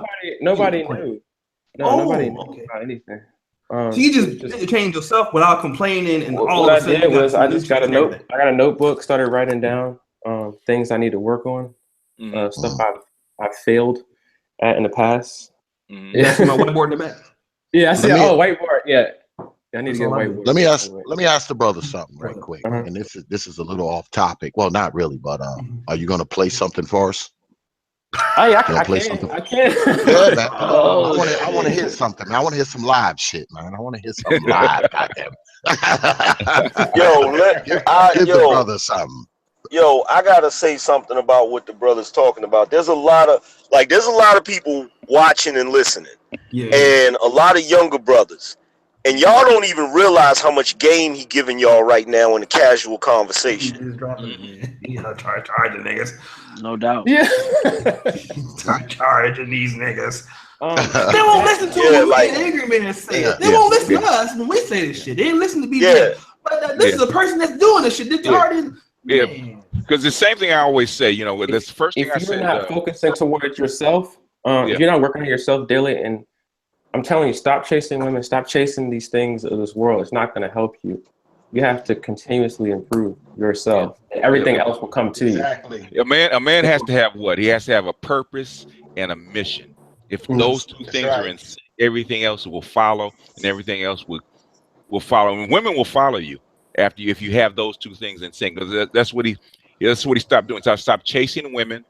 I stopped chasing all the bullshit. I focused on my purpose, and then I formed a mission, and daily he goes through that, and after that changed his whole entire life. Oh yes, I am burdened with glorious purpose. You know how the saying goes, right? How does that saying go? You'll never lose women chasing money, but you will lose money chasing women. So, yes. No doubt. That's right. That's how I go. But yeah, how old are you, brother? How old are you, young fella? How old are you? 56. I'm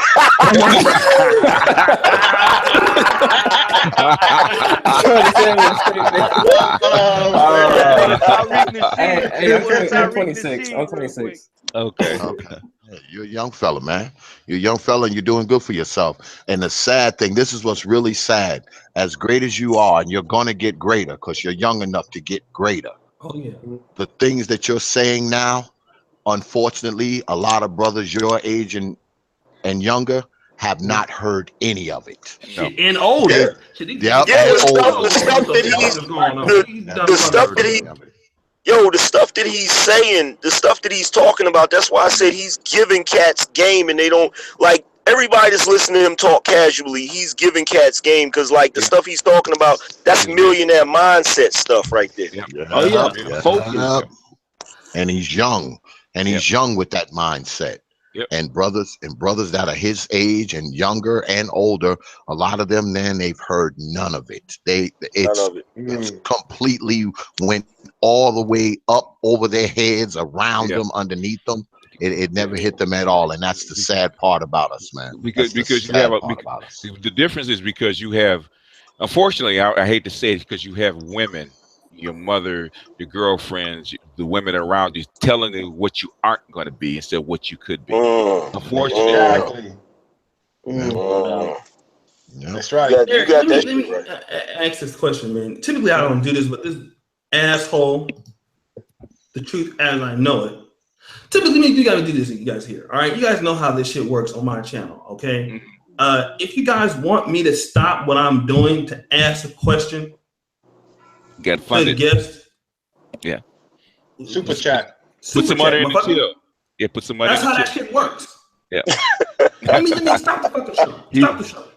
He's a capitalist. That's what you niggas do. Okay? He's a capitalist. You motherfuckers understand that. Now, if you're a person that participates in the super chat or Patreon, whatever, I don't mind.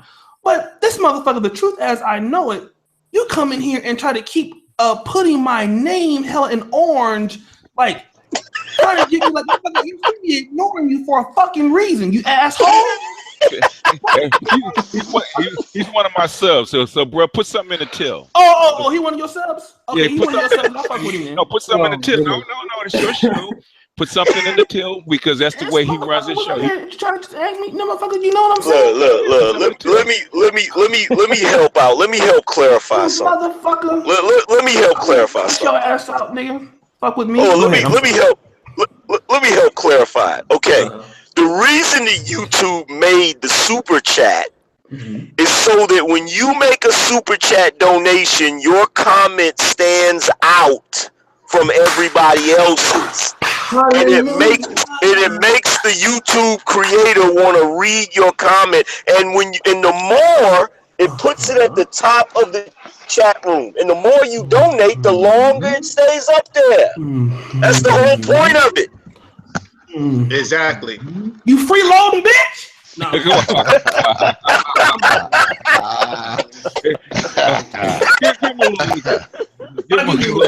But that is for my subs. If you guys are on here, that is the way he runs his hangout, and that's how you fund him. And I wholly support him, because you should support your content creators and show him some love. So show him some love, just like you show me. This nigga said, "Let me in the chat so I can check this bullshit."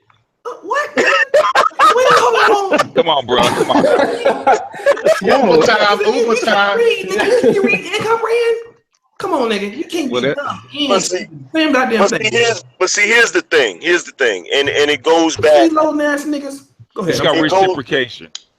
Yeah, it goes back to what I've been saying for a while, man. Like we as black people, we suffer from some stigmas that we got to get rid of. Until we get rid of that shit, we not gonna accomplish nothing. At least not what we want to accomplish. Right. Like we gotta get off of that bullshit, man. We gotta get off of that bullshit. I mean, did they super chats like But this motherfucker. If you apologize, I actually asked the question. But you know what I'm saying, brother. Here's the thing. You know that if you want to get somebody's attention, it's super. You don't just keep asking a question, trying to tag a person's name, trying to freeload the fucking shit, nigga. That is how that shit work. You know what I mean? Just say, my bad, O'Shea, and I actually asked the guy the question. But for the meantime, nigga, don't be coming in trying to bully your way for a fucking question. Fool, I'll kick your motherfucking ass out of here, nigga. I don't give a fuck where you came from. And you know what? I was gonna let you ride because BGS said that because he's on your channel. I wasn't gonna just do it, but BGS making you respect this motherfucking shit, nigga. Go ahead. I'm sorry. But you know what? Here's the thing. Like, it's called etiquette, man. It's called etiquette. Everything has etiquette, and I could come into a lot of people's hangouts or whatever, and I could, just because everybody knows me, I could do that. I could be like, yo, ask him this or ask him that or ask him. Like, I ain't gonna lie, I might do it once or twice, but I ain't gonna keep doing it. You know what I'm saying? Like, I'm not gonna keep on doing it and shit, and especially if it's not on topic. That's another thing a lot of cats do. They come in the chat room and they ask you questions that don't have nothing to do with, you know, what everybody's talking about, which is annoying as hell. Right, but I actually gonna do it. And you talking about talking a lot of shit. I'm not no boy, nigga. But anyway, that's how fucking super chats work. You know what I mean? If you want to get somebody's attention, I really didn't know you expected done. I really didn't know you want to keep asking me the same fucking question, motherfucker. I didn't know that either. Trying to get my attention. Now, hold on, start the show. You got my attention. I got time today, motherfucker. Now I got time for you. I got time for you today, motherfucker. That's why I stopped the goddamn show, because you kept getting my motherfucker. Now you got my attention. I got time today, nigga. Why do they? I don't understand this shit. Why do they do that? They do that on my stream. They do that on your stream, as if they don't know how it's gonna end. It's not gonna end well. It's gonna end badly. My bad, Eric, bro. You But you gotta ask that question. Oh, shit, you gotta ask that question to you, man. For this fact, man, you know, listen, let me read this. I believe I'm blocked. No, you're not blocked, because the money went through, nigga. I appreciate you. He said, what exactly defines the black community in America? Jews have. Okay, I'm gonna let one of the experts answer that. I'm gonna let Angry Man answer that, and but I'm gonna go back to Mr. Black first, and we're gonna do that. But what was the question, know, Eric, how old were you when you started playing the violin? When you started? 12, but I didn't start practicing until I was 16. I didn't practice. I couldn't play Twinkle Twinkle Little Star for about like 3 or 4 years. Damn. Now you're a natural. Yeah, he's a natural. Shout out to the Prophet of Thought Series. Let me I'm gonna go back to this question, man. And hey, man, I had to just fuck with you a little bit. I know your feelings is hurt. That nigga probably left the chat and shit. But hey, man, that's what I do, bro. You know, I know you may unsubscribe from my channel and shit. Fuck that nigga. O'Shea. Fuck him, black motherfucker. You gotta have a thick skin sometimes when you come on. Man, the truth as you know it. I know you mad. You probably hitting the wind right now, shadow boxing and shit. I know, nigga. I know. But let me ask you this, and I'm gonna get my experts on this, because you know y'all a lot smarter than me. Mr. Black, he wants to know this. I want the whole panel to this. He says, what exactly defines the black community in America? Example: Jews have a haven when one of their members hit hard time. I think I know what he's talking about. Mr. Black, can you answer that question from Elite Manhood, and then we'll go to everybody. Mr. Black still here? They might be muted. Mr. Black, what happened, man? You eating chicken? He got Doodle Wireless too. I'm here. Oh, okay. No, I'm here. Because he got Doodle Wireless, bro. You know that shit is. Cell phone company making a lot of niggas these days. Can you answer this question, man? Because I think I know what he's trying to say. Like, what defines the black community in America? Example: Jews have a haven when one of their members hit. Okay, I guess you're talking about the connectivity and the stick-to-itiveness of the Jews. When they, you know, if you fuck with one of them, you fuck with all of them. I think he's talking about that. So what do you define the black community in America as, Mr. Black? Well, I think, you know, we'll burn it down if you piss us off. You know what I mean? Like how Tupac said it. But you know, like, but it's only with certain things. And a lot of our the way that we lash out is still, I would say, somewhat immature, because we just lack the resources. But I do think we have a certain sense of you know, we come together, but it's just not as powerful. You know, the way we lash out, I think it's just real immature. You know what I mean? Like with the Jews, they can just spend a few dollars on it, and the problem will go away, or it'll get rectified. And say it again. You know, they drop money on it. You know, they drop money on it. And you know, when you look at the wealth gap, you know that's where we at. You know, so. And it's funny because Jews in America are no less than what, 5 million people? Yeah, it's very small. I think they're a little bigger than that. I think it's gotta be somewhere around. They're not a big place. They're not big people. And Israel is not that damn big either. Yeah, it's not even that many in the world. And I remember one year they beat Egypt and Iran in the same year in war. I mean, they are right there in the midst. I mean, I go to school with a lot of people from Saudi Arabia. I don't know if you noticed, you cannot go to Saudi Arabia nor Sudan if you have an Israel passport stamp on your passport. You can't get into their country. No. I don't know if you guys knew that, but which is the reason why I'm not going to Israel, because I want to go to Saudi Arabia and see my friends. But let me ask Angry Man the same question: like, what defines the Black community? In your opinion, what defines the Black community in reference to what? Like how we stick together or something like that? Yes, like why is it that we don't stick together like maybe the Jews do? He even says other African. I know you're gonna kill this question because he says, well, other African ethnic groups stick together better than Black people. I mean, that's pretty much a toss up. I think I know why that is, but we all every group on the planet is doing the same thing. The difference between Black people is we have fucked up priorities. That's all it boils down to. We have fucked up priorities. Like we'll stick. Like just think about it for a second. When niggas stick together, like if you find some ignorant niggas, you find a bunch of ignorant niggas. Have you noticed that? Oh my God. Yeah. We stick together when it comes to stupid shit. We'll stick together on, like, if we agree, yo, man, them fives coming out, them shits is hot. We agree with each other on that. We agree with each other on, just like he said about what Tupac said. Yeah, we'll get mad at some injustice and burn the damn city that we live in down. We'll do that. We'll all get together in March. There's a lot of shit we do together. We just have backwards ass priorities. And what made me, like, I'm gonna show you something that I saw the other day that really bugged me out. Like I like watching this show on Crackle that Jerry Seinfeld produced. It's called Comedians in Cars Getting Coffee. And what he'll do is he'll get like a classic car and he'll go pick up a particular comedian that he chose, and they'll go get coffee and they'll just talk about different stuff and just chop it up. And he went and picked up Larry David, which, for those of you who don't know, he helped Jerry create the show Seinfeld. Now, between both of them, they go down to this little diner, this little out of the way diner, look like a little spot that anybody would go to, not really expensive. And they're sitting there eating breakfast, and both of them look like they don't have on anything flashy. They just got on regular clothes. But between both of them, Larry David's worth $900 million, Jerry Seinfeld's worth $800 million. Damn. And they're sitting in a freaking diner. Between the both of them, they got $1 billion sitting at that table. And they're not doing nothing flashy. Don't nobody got on no $1 million earrings. Don't nobody got on no doofy ass chains. Don't nobody got none of that shit. We are backwards. That's what's wrong with Black people.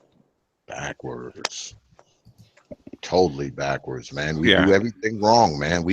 Because I look at us, man, and I know a lot of times people get mad because we talk about Black women, but Black women are they're a very integral part of how Black society runs. There's no denying that. And you look at Black women, a lot of them, they come up, if they don't mess around and get pregnant by the time they're 15 to 16, they pregnant around 18, 19, 20. Okay, they have a bunch of kids, and then once they have a bunch of kids and they ain't got no husband, now they decide, hey, look, I want to go to school, I want to be a nurse, I want to do this, I want to do that. When you look at other women, they do it totally opposite. They go to school, they get an education, they try to find a husband, then they get married, and then they have a family. See, Black people, we do everything in reverse, man. We do everything in reverse, and we usually do things too damn late. Okay, we usually do things too damn late. By the time we figure it out, we're 55 years old and can't run the 50-yard dash anymore. So now we screwed. So now we sit around and we become these philosophers. And what I think what has happened with us as a people is that we have also indoctrinated our children to do things the exact same way. I talk, everybody knows I'm friends with Shahrazad Ali, and I talk to her a lot. And one thing she said to me, because she's always talked about women, she's been talking about this. She be killing them, man. 30 years ago. And I just spoke, matter of fact, I just spoke with Sister Ali about 3 days ago. And something she always says, man, and it sticks with me. She says that she said white women go to college to find a husband. She said black women go to college to prove they don't need one. And I think there lies the problem. There lies the problem with us. Okay, we are so busy trying to prove what we don't need as opposed to trying to get what we do need. I think that is the problem with us, man. Yeah, I mean the issue is with the black community, from my studies, is that we think that it's a community and it's a race, it's a class that's been forced together politically and legally because the mulattoes, angry man, but the mulattoes, the mixed people that come from the Indian tribes, we all been smashed together and say, okay, you guys are black. So now we smashed you guys all together for the last 100 years. Now go figure out how you're going to put a community together. And we've been doing that in fits and starts for the last like 120 years. And it takes a long time for a race or an ethnic group to actually form and come together and kind of figure out its codes, moral codes, and guidelines. Like the white folks that coming over from Europe, they've been doing the same thing for 1,500 years. Black folks that haven't been doing it together as a group have been doing it together for less than 100 years. So the thing is, how the hell are we going to form a community, how our culture and all this stuff in less than 100 years? It's not possible to do it. So everything is broken because it hasn't been formed and come together yet. On top of what the pressure we have of white folks trying to basically absorb us into the American collective. So, Mr. BGS, I hate to cut you off, but I want to ask you another question because Elite Manhood asks, so as black men, why not build with other women? Okay, hold on. I got to read this again. It's some good shit. Hold on. Stop the fucking show. Stop the show. I'm going to actually ask my man Eric, man. I ain't going to try to get you in trouble, man, with your fans or nothing, but, you know, I'll go ahead and X your face out or something so they don't know you on here. But, he makes a good living off of white money, so don't worry about it. He's all right. Write an article about you on Ebony fucking with this show. This is what the brother said, man. And we talked about this a little bit earlier. And, you know, I'm probably the only person on the panel that I don't necessarily think that a person can be what you would consider conscious or pro-black with. I see a little differently, but during the debate, I'll address my point. I'm gonna be one of them. I'm like a person that hits you and then run because I'm gonna just say what I gotta say, but don't debate no more and let everybody else debate. Yeah, I'm gonna be a bitch ass nigga that day. I'm letting you know that right now. But he says, so as black men, why not build with other women? I'm pretty sure when he says other women, he's talking about non-black women. With the pro-black movement? We're talking about a community period, not talking about pro-black. Okay, right. And move the positive aspects of black culture forward. Good question. Brother BGS, how do you feel? And we're going to go to you know what? It's sad to say that if we're going to fix this and black women aren't willing to change, you're going to have to. Because a lot of your elite are doing it already. Contrary to popular belief, in the conscious community, there's a lot of brothers that have been in it a long time that are not getting with American black women for that very reason.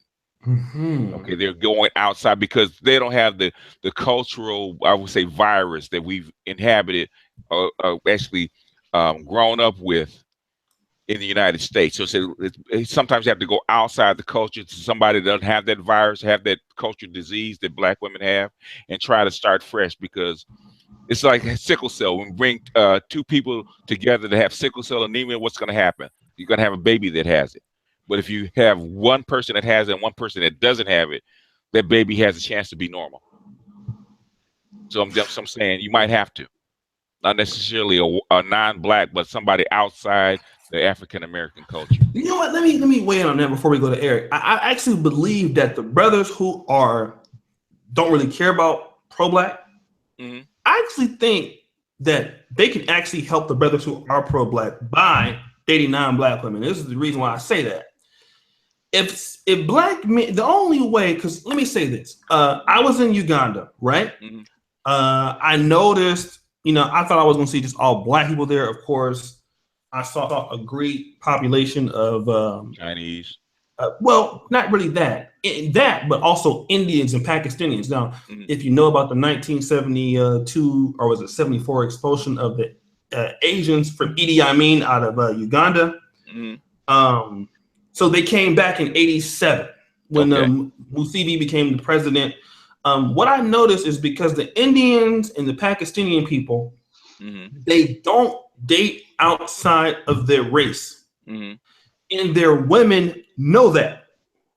Their women don't take care of themselves. They are very fucking fat, right? the ashy ass feet. They're to me, they're nowhere near as in shape or good looking as the Ugandan women, right? But I think the reasons why they are like that is because they know those Indian men are not going nowhere. They're a very small population in Uganda. So pretty much if one of those dudes marries her, he's going to take care of her regardless, right? So the bitch can get fat as fuck. Fuck him. He ain't going nowhere. The thing that happens is when you have a group of men who are open to saying, hey, bitch, fuck you, I'm going to go somewhere else, it forces those group of women to compete. Yes. And this is why I think that the black men that are in the SYSBM movement, like Kyriaki Jones, Kid Organic, and those brothers, you need black men like that. Oh shit, ABL in the house. Oh shit, to get him on here. I got some more. I got some of his polos, man. I'm still your style player.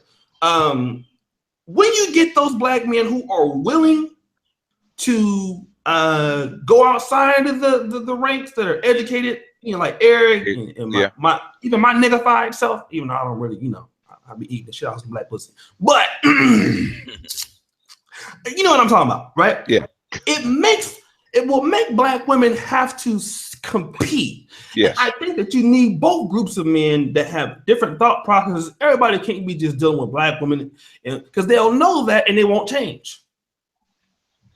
I think you do need a lot of black men who are not really so concerned about the black community wanting to abandon it. You need brothers like that. Actually, I think it helps. Eric, what's your thoughts on this, man? Okay, so I feel like the best way to think about this is if you are going to affect the most change on all links, is to kind of put it in there, but don't make it so obvious. I'm very adamant on young black kids playing violin. So obviously when I go around the country, I've been to like over 400 schools, like grade schools, for those kids. And obviously some areas I want to hit just black schools, but I kind of move it in a way when I'm talking to the kids, I'm talking to the black kids mostly, but the other ones happen to get something out of it too. Like I say, when I was young, like I grew up in a black area and a white area. So I've been in both environments. So when I got to the white area, they were like, oh, black kids can't play violin. Your skin is dirty. I got lots of those racist comments every day. And so I got to see that. I show that story to those kids, even at the white schools, like all white schools too. And it's because they're going to tell somebody else. And they're going to be like, I saw this kid, he was playing violin. He talked about a story, how he was teased and stuff, man. And the stories is gonna keep spreading to other kids, and now you're gonna see more black kids playing violin. You probably already have seen them on like YouTube or Facebook or whatnot. Or even are getting the courage. They might want to, or even doing other things like programming a computer or building a robot or stuff like that. Okay, if this brother can play a violin, which is considered a white instrument, how come I can't get into robotics or work for Google or start a Facebook or something like that? Exactly. That's the best way to look at it. That's funny, man, because you know what? I really think this, right? A person like Eric, who wants to help primarily Black kids and trying to speak to Black kids, and just imagine how many non-Black kids are probably paying more attention and being more inspired than the kids he's trying to help. Clips of Oregon. I guarantee that's what the fuck is happening. I went to New Jersey last week, and VH1 just donated 22 instruments. Wow. What? Because I've been going to New Jersey. It's my third time back to those schools and that school system, because they have no music program. Wow. Yeah. Where's BT at? Exactly. I don't know. But they're the first one that saw because we sent out press releases to a whole bunch of people to try to get that funding in that area. Who did they send it out to? Oh man, I don't want to put nobody out there. Oh yeah. You don't want to whip your ass, man. You don't want to whip your ass. VH1 Play the Music. Shout out to them. Okay, well, man, VH1. Let me see this. I mean, we've been rocking for damn near 3 hours, man. But I'm dark and I'm absorbing a lot of heat in this motherfucker, man. I'm in here sweating and shit, coffee coming out of the ground. Let the brother play something for us, man. Before man. Brother, play something for us, man. Let's see what he got, man. He got the joint right there. Check him out. I got one downstairs and one upstairs. Let's see what he got, man. Let me get my bounce on. All right, somebody give me a song. Give me a song. Do the I'm Good. That's my shit right there. I forgot how that goes. Freestyle background and shit. Rap group. There's his baby. What kind of violin is it? What's who's the maker? Jay Haida. It's a violin maker out of California, Berkeley. Oh, how much a thing cost, man? It's about like $3,000. Oh yeah, see, I'm on a broke nigga, but I gotta pay for that. All right, here we go. 24 months playing. All right, y'all be here we go, fellas. I'm gonna just make something up. I'll make something up. Oh.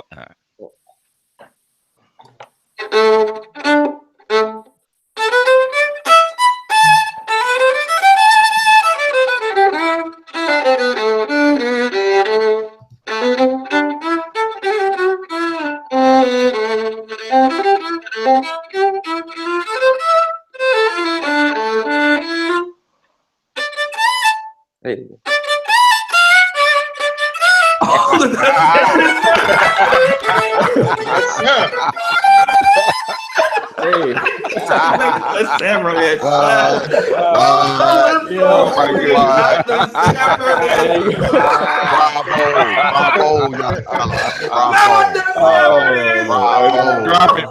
Drop the mic. I'm dropping the mic. Bravo. Drop the mic. Where's Lamont? You gotta be in to know that. You don't know that. You want it. Out of Black. What's that? What's that? Yeah, we got a mic drop, boy. Drop the mics, folks. Oh, that's over, man. He hit him with the Sanford son. Oh, look at this. He hit him with the Sanford son. I'm gonna put that on my. I'm gonna have that. Yeah, that boy is what good. Oh yeah. All right, we need some likes. Okay, we need some likes up in here, man. Oh man, get the likes up. Oh man, I gotta get that up to him, man. You gotta check my man out, bro. I really appreciate the Two for Tony. Get my violin tomorrow. Nigga, you gonna be out there trying to play motherfucking all the Young Thug songs and shit, nigga. Man, playing trap music on the violin. Oh my goodness. They gonna whoop your ass out there with that shit, nigga. Let me just do this before we end, man. I really appreciate. You know what? I just thought I was gonna come in here because you know me, I don't do the blog talk radio thing. Yeah, I don't have the OBS set up like Angry Man do. So when I do my hangouts, I come in here talk shit maybe for 40 minutes. I don't ever do a long one with somebody else here, but I appreciate all you guys coming in. You guys have your own channels, obviously. I know Angry Man will be streaming later on tonight, but I just thank you for just coming by and just kicking it with your boy, my man Eric Turner, man. Wow, you never know who watching you. I've been watching your shit for long before I was even YouTubing. I was like, damn, this is good. And you came on here, man. You've been a blessing to all of us, man. All the brothers, we're very proud of you. Hell yeah. And man, you just really made our day, man. And I'm like, I know you're busy, but can you come on Sunday, man, so we can do an interview? If you're busy, you're not free. If you're free, check your book, man. Check your book. I know you got. Oh, Sunday, yeah. I can. What time? Whatever time you want to do it, man. Shit, I ain't, you know. All right, where? Well, I'm good. I'm good. Like 4, 5, something like that. That's 4. Yeah, your time. That's cool. Because Okay. I ain't gonna be doing watching some porn anyway. I'm just keeping it real. We got the. Get my wrist time to cool off. Because they pass the plate right. My girl told me, said, "Are you going?" I just said, "Baby, I'm going in the room." Are you going in there to jack off? Don't hit the ceiling with it though. That's okay. Yeah, listen, should be building up, nigga. What are you doing? Nothing. My game. I'm gonna actually have her on the interview. I'm gonna tell her, you don't tell the whole truth about me. Are you sure? Mm-hmm. He comes really quick. I don't give a fuck. Shit, she here now. You need a microwave. She ain't man. going nowhere. What the fuck? I'm old nigga. I ain't got time to be fucking all day. Man, Okay, go ahead. I just want to say to you, young fella, man, you're an inspiration, man, and I'm proud of you, even though I do not know you, and I believe that you're an inspiration to other young people and to us older brothers.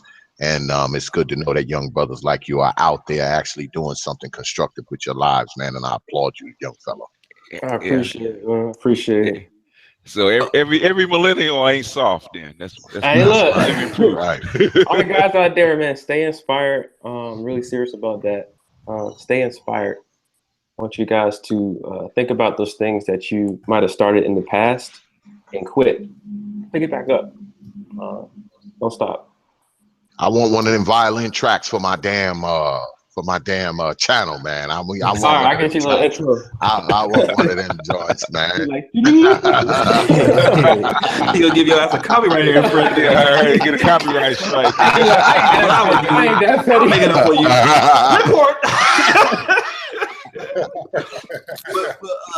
Also, man, I know. I'll try to rearrange. I know tonight we got Kevin Samuels, man, on the brother from the Fashion, hooking up with Rob Parks another time. But the brother Kevin Samuels, man, he's a fashion coordinator, man. He wants to help brothers. He has a channel, Men's Fashion. I don't know if you heard the hangout that we did the other night, BGS. It was on my main channel.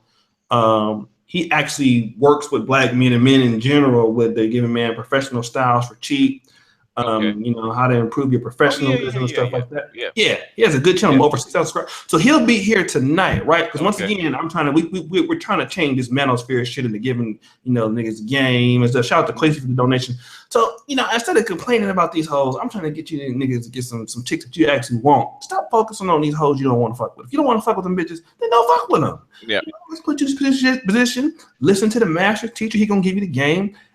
That's what I did. I just take all of his shit and I steal all the BGS content and make money off it. That's what the fuck I did. That's what it's for. That's what it's for. Yeah. That's the one. Yeah, man. So, you know, learn something from the OGs. And but we'll be over here talking about that. You know, I'm gonna tell you something before I go. I did a video called Dusty, Crusty, Musty, and Rusty. See, I can't even say it, y'all niggas laughing. Let me tell you something. When you're busy, man, like when you're working a lot of hours in school, I noticed that until I got, when I came time for me to go to Uganda, I didn't have no fucking clothes.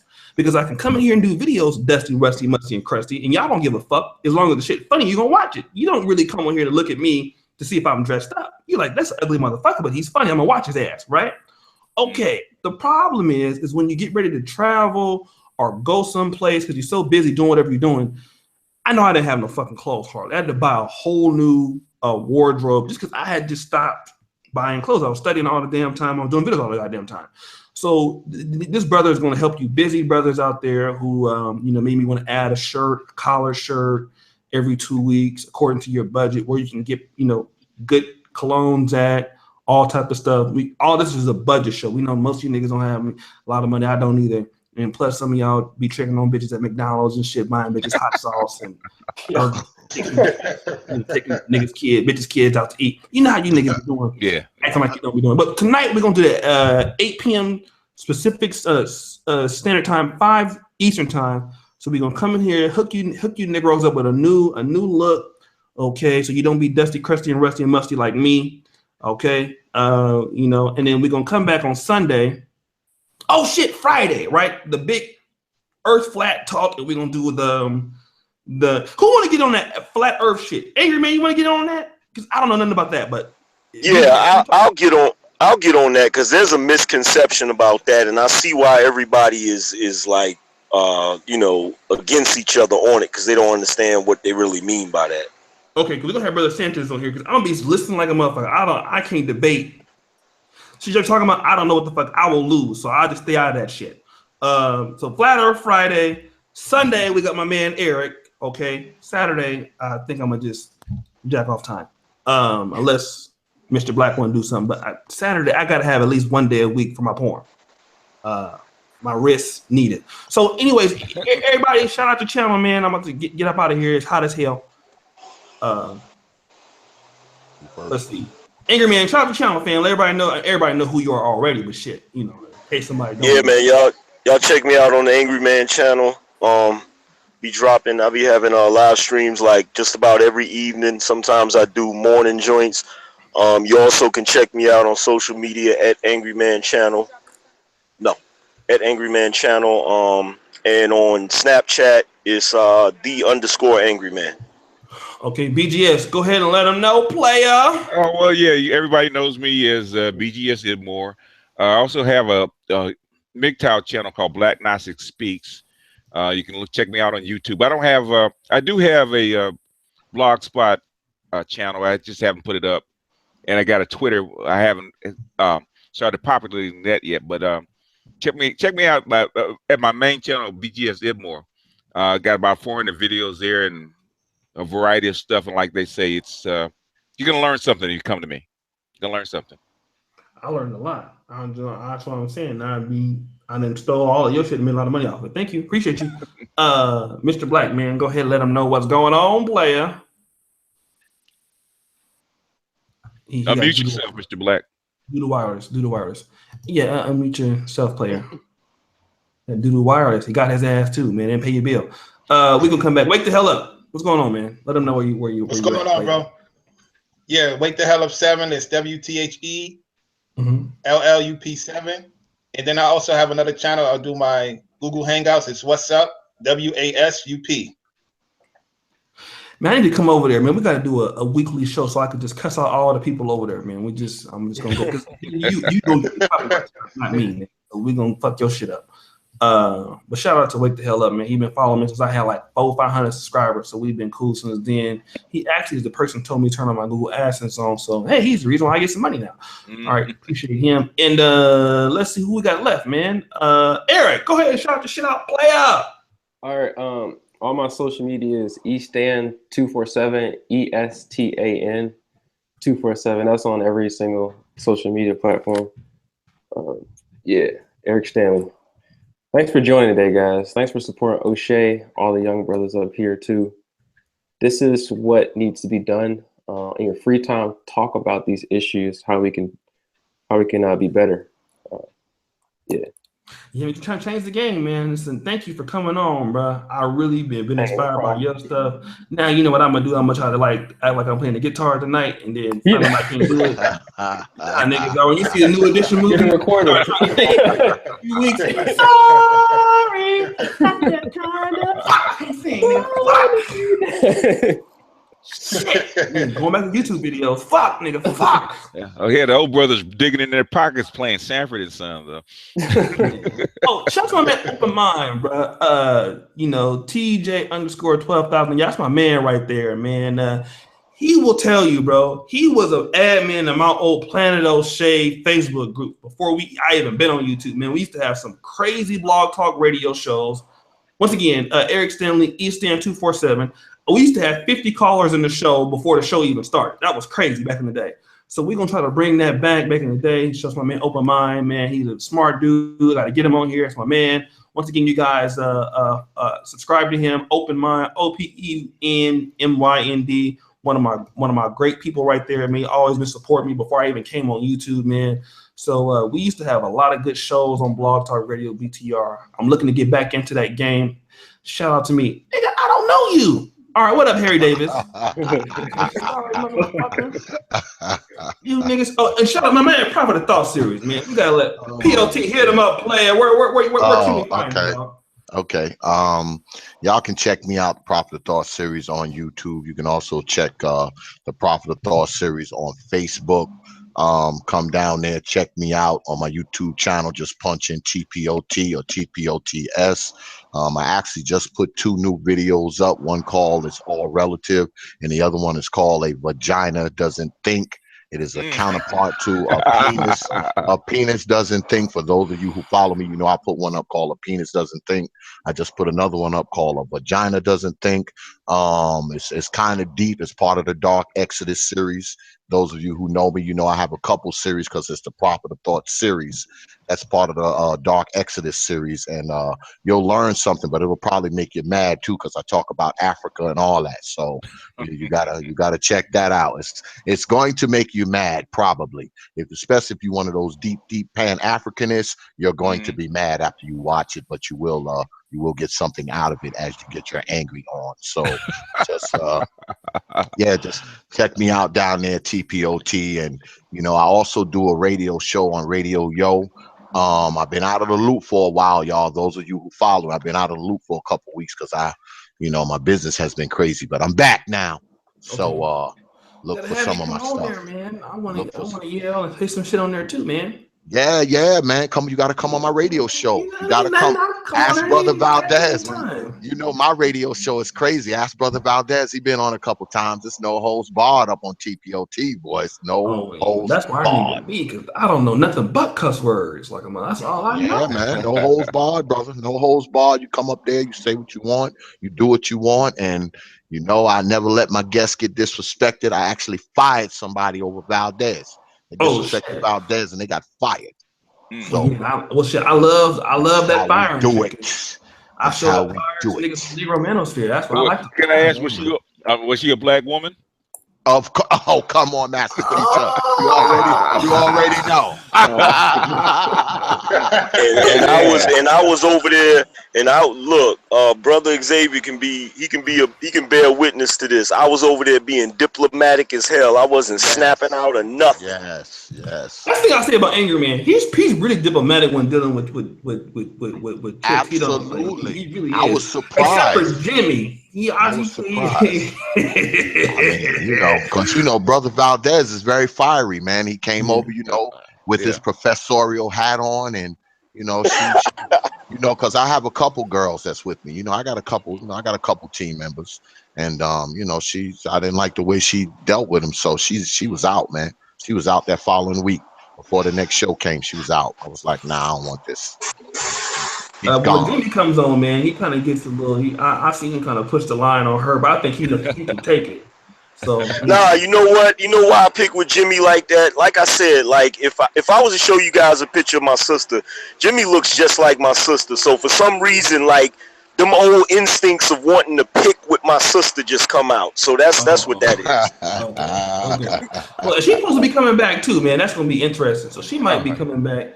So once again, man, I just want to tell you, I got much love for everybody. I learned a lot from everybody. I've stolen at least one thing from you, and made money off of each and every one of you. So thank you for putting up that good ass content. I just keep it real. I mean, you can't put it out there if you don't expect me to use it. I mean, if you put out a good fucking idea, I'm gonna listen to your shit. I'm gonna be write you down. You think? Hey, gynocracy is becoming a word. I hear everybody talking about gynocracy all over the man. This is how I mean. When I run out of shit to talk about, you think I don't be cruising y'all's pages and shit to see what y'all talking about? I done made a lot of money off of niggas. You look at brothers. That's a good idea. Brothers content, man. In my life. That's good right there too. Also, thank you. You can inspire like Robin Thicke. Marvin Gaye song. Inspired. Yeah, man. Yeah, You look at other brothers' content, and you're like, hey, wait a minute. I was just talking about that last week. How the hell you gonna talk? How you talking about this shit this week? Killing It's all y'all. good, though. That's what it's for, though, right? Yeah. That's what That's this what is it's for. You know, and All learning from each other. yeah, I done made a lot of money off BDS and Angry Man. Oh my God. If I told you when I made off I'd be like, oh, he's live. I don't need to be commenting sometimes. I just be sitting there watching. Oh, What's that Man, that's awesome. thing that Brother Valdez say all the time? He says steel sharpen steel, right? Oh, So yeah. Hell yeah. it's still sharpening steel. That's all it is, man. I'm That's saying all like it this. is. What the scary thing about me is if you say some shit like that's life changing, Mhm. the freaking thing about me is I instantly do that shit. Like I don't waste no fucking time. If that shit is life changing, the next day, on the board. Yep, let's do that tonight, right now. And that's how I think a lot of people should grow like that. I know that's how I have. I've grown as a result of people like you that knew more about me and a lot of different things I did not know. And yeah, I've stolen from all of y'all. Thank you. Mr. Black, I definitely stole a lot of shit from your ass.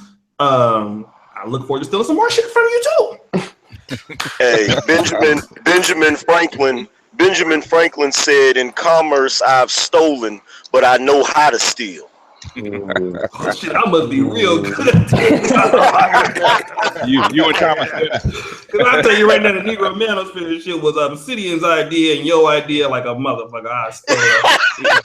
Yeah, I gotta send you a series, I O'Shea. took that shit and ran with it. I Go gotta ahead. donate a series to the Manosphere. Please, if you do it, I promise you I'm gonna steal it and do something with it. Yeah, If you because don't do it, I'm gonna take it. because I thought about doing writing down a series of my Octane series. Oh, the Octane 92s and oh my God, 92, yeah, we need 87, that. yeah, all the way down to the 85s and the 100s. Yeah, there's about 6 different classes of women that economic classes of women. I said, let me make a series and kind of donate it to the Manosphere. Oh, please do that, man. That will make $1 million. I mean, thank you, brother. I didn't mean to say that. Because I'm it's so listening. popular. Most people don't understand. I keep getting questions about it. I said, let me write it down and send it to the Manosphere so people can actually read it. Yeah, man, we would love that, man. Like shit. I appreciate you, man, and I appreciate all of you. The reason why I have the Negro Manosphere is because we didn't there was a Black Manosphere on YouTube, but there wasn't a website, and so wasn't nobody gonna take us serious without a website. It was just the facts. People take Roosh serious because of the website. A Voice for Men because of the website. Black men had to have their own blog too for our issues to be taken serious. That's just how it works. So that's why I have that up there. But we have many people who've written Angry Man. I think he got like the 3rd or 4th highest rated blog ever on there talking about fatherless. I think it's son mothers or what is it called? Son husbands. Son husbands. Yeah. And I stole that video. That joint is ranking. That joint ranking pretty good. Yeah. Then I stole that shit and made a video about it. Got like 40,000 views. Absolutely. Absolutely. Well, there's a new term, incest. That's what write that down. I steal that too. Go ahead, say it again. Covert emotional incest. Okay, let's see. Right there. What video is that of yours? I can check it out. It's in the title. It's in the title. But check out the there's other psychologists that have done videos about it. Check out the videos. videos. Watch your shit. Now I ain't worried about them. I'm gonna watch what you did. Cause it's not fun. I want to steal it from you. Hey, bro, it's all right there. Hey, that's what you get for being talented, man. If you're fucking good, I'm gonna take your shit. I mean, I don't steal it, but if you got a good idea, I'm gonna run with it. Fuck it. That's what I do. So I hope I do the same for you guys. Once again, thank you, Eric. I won't steal your violin, man, but you know what? I'm gonna get a copyright strike off all your shit. I'm gonna get a copyright strike off of him. I'm going right now. I'm gonna download something and get a copyright strike. He just had to get me. So thank you guys, man, for coming out. Really look up to all of you guys, man. Wake the hell up. He's been with me for since I first started, man. He's probably one of the first people to actually believe I was actually gonna be good at this shit. So I always gotta show a lot of respect to him. Open Mind, Mr. Black. He put me on the Google Hangouts thing. BGS Ibmore. He had a response video to me. I think, but from what they say, he waxed my ass on the video. I don't believe it. I don't believe that. I'm gonna be in LA soon, so we're gonna see what that face-to-face debate we're gonna have off the camera. But shout out to everybody, man. Eric, man, thank you for jumping in. A brother, master teacher, Prophet of Thought series, man. I stole a video from him. Black men want their kids to be better. That was a classic. I stole some shit off some he said. So again, thank all you brothers for providing this great content and giving me content. So okay, man. So I'm gonna get up out of here. It's hot as hell. You know, I got I'm dark skinned. It's humid. It's funk everywhere. Literally, musty, dusty, crusty, rusty. So, thank you guys. See you guys later, man. See you on Sunday, Eric, man. At that time, I'm gonna send you an email to confirm it. Now, the flat Earth shit is tomorrow. I know Angry. We gotta get with Angry Man when he on the stream, and then I'll have that afterwards, so we can all talk on the flat Earth thing. Yeah, I'm gonna come through too, ODJ. I'm gonna come through on the flat Earth. I don't know what the fuck is going on with it. I'm gonna be just starting shit. Yeah, I'm gonna come. Yeah, it's easily explained. I'm probably gonna stir up some shit in there, but I can break it down. I don't know much about a lot of stuff on flat Earth, but the thing about it, I'm not afraid to have people on my platform who do know. That's the kind of person I am. I don't know it, and I'll tell you I don't know it, but I'll let you explain it. Maybe somebody else can be helped because I don't know what's going on. So we'll be on here tomorrow night. Thank you, brothers. I gotta get out of here. I gotta piss now, and then porn later. Peace out. Peace, everybody. All right.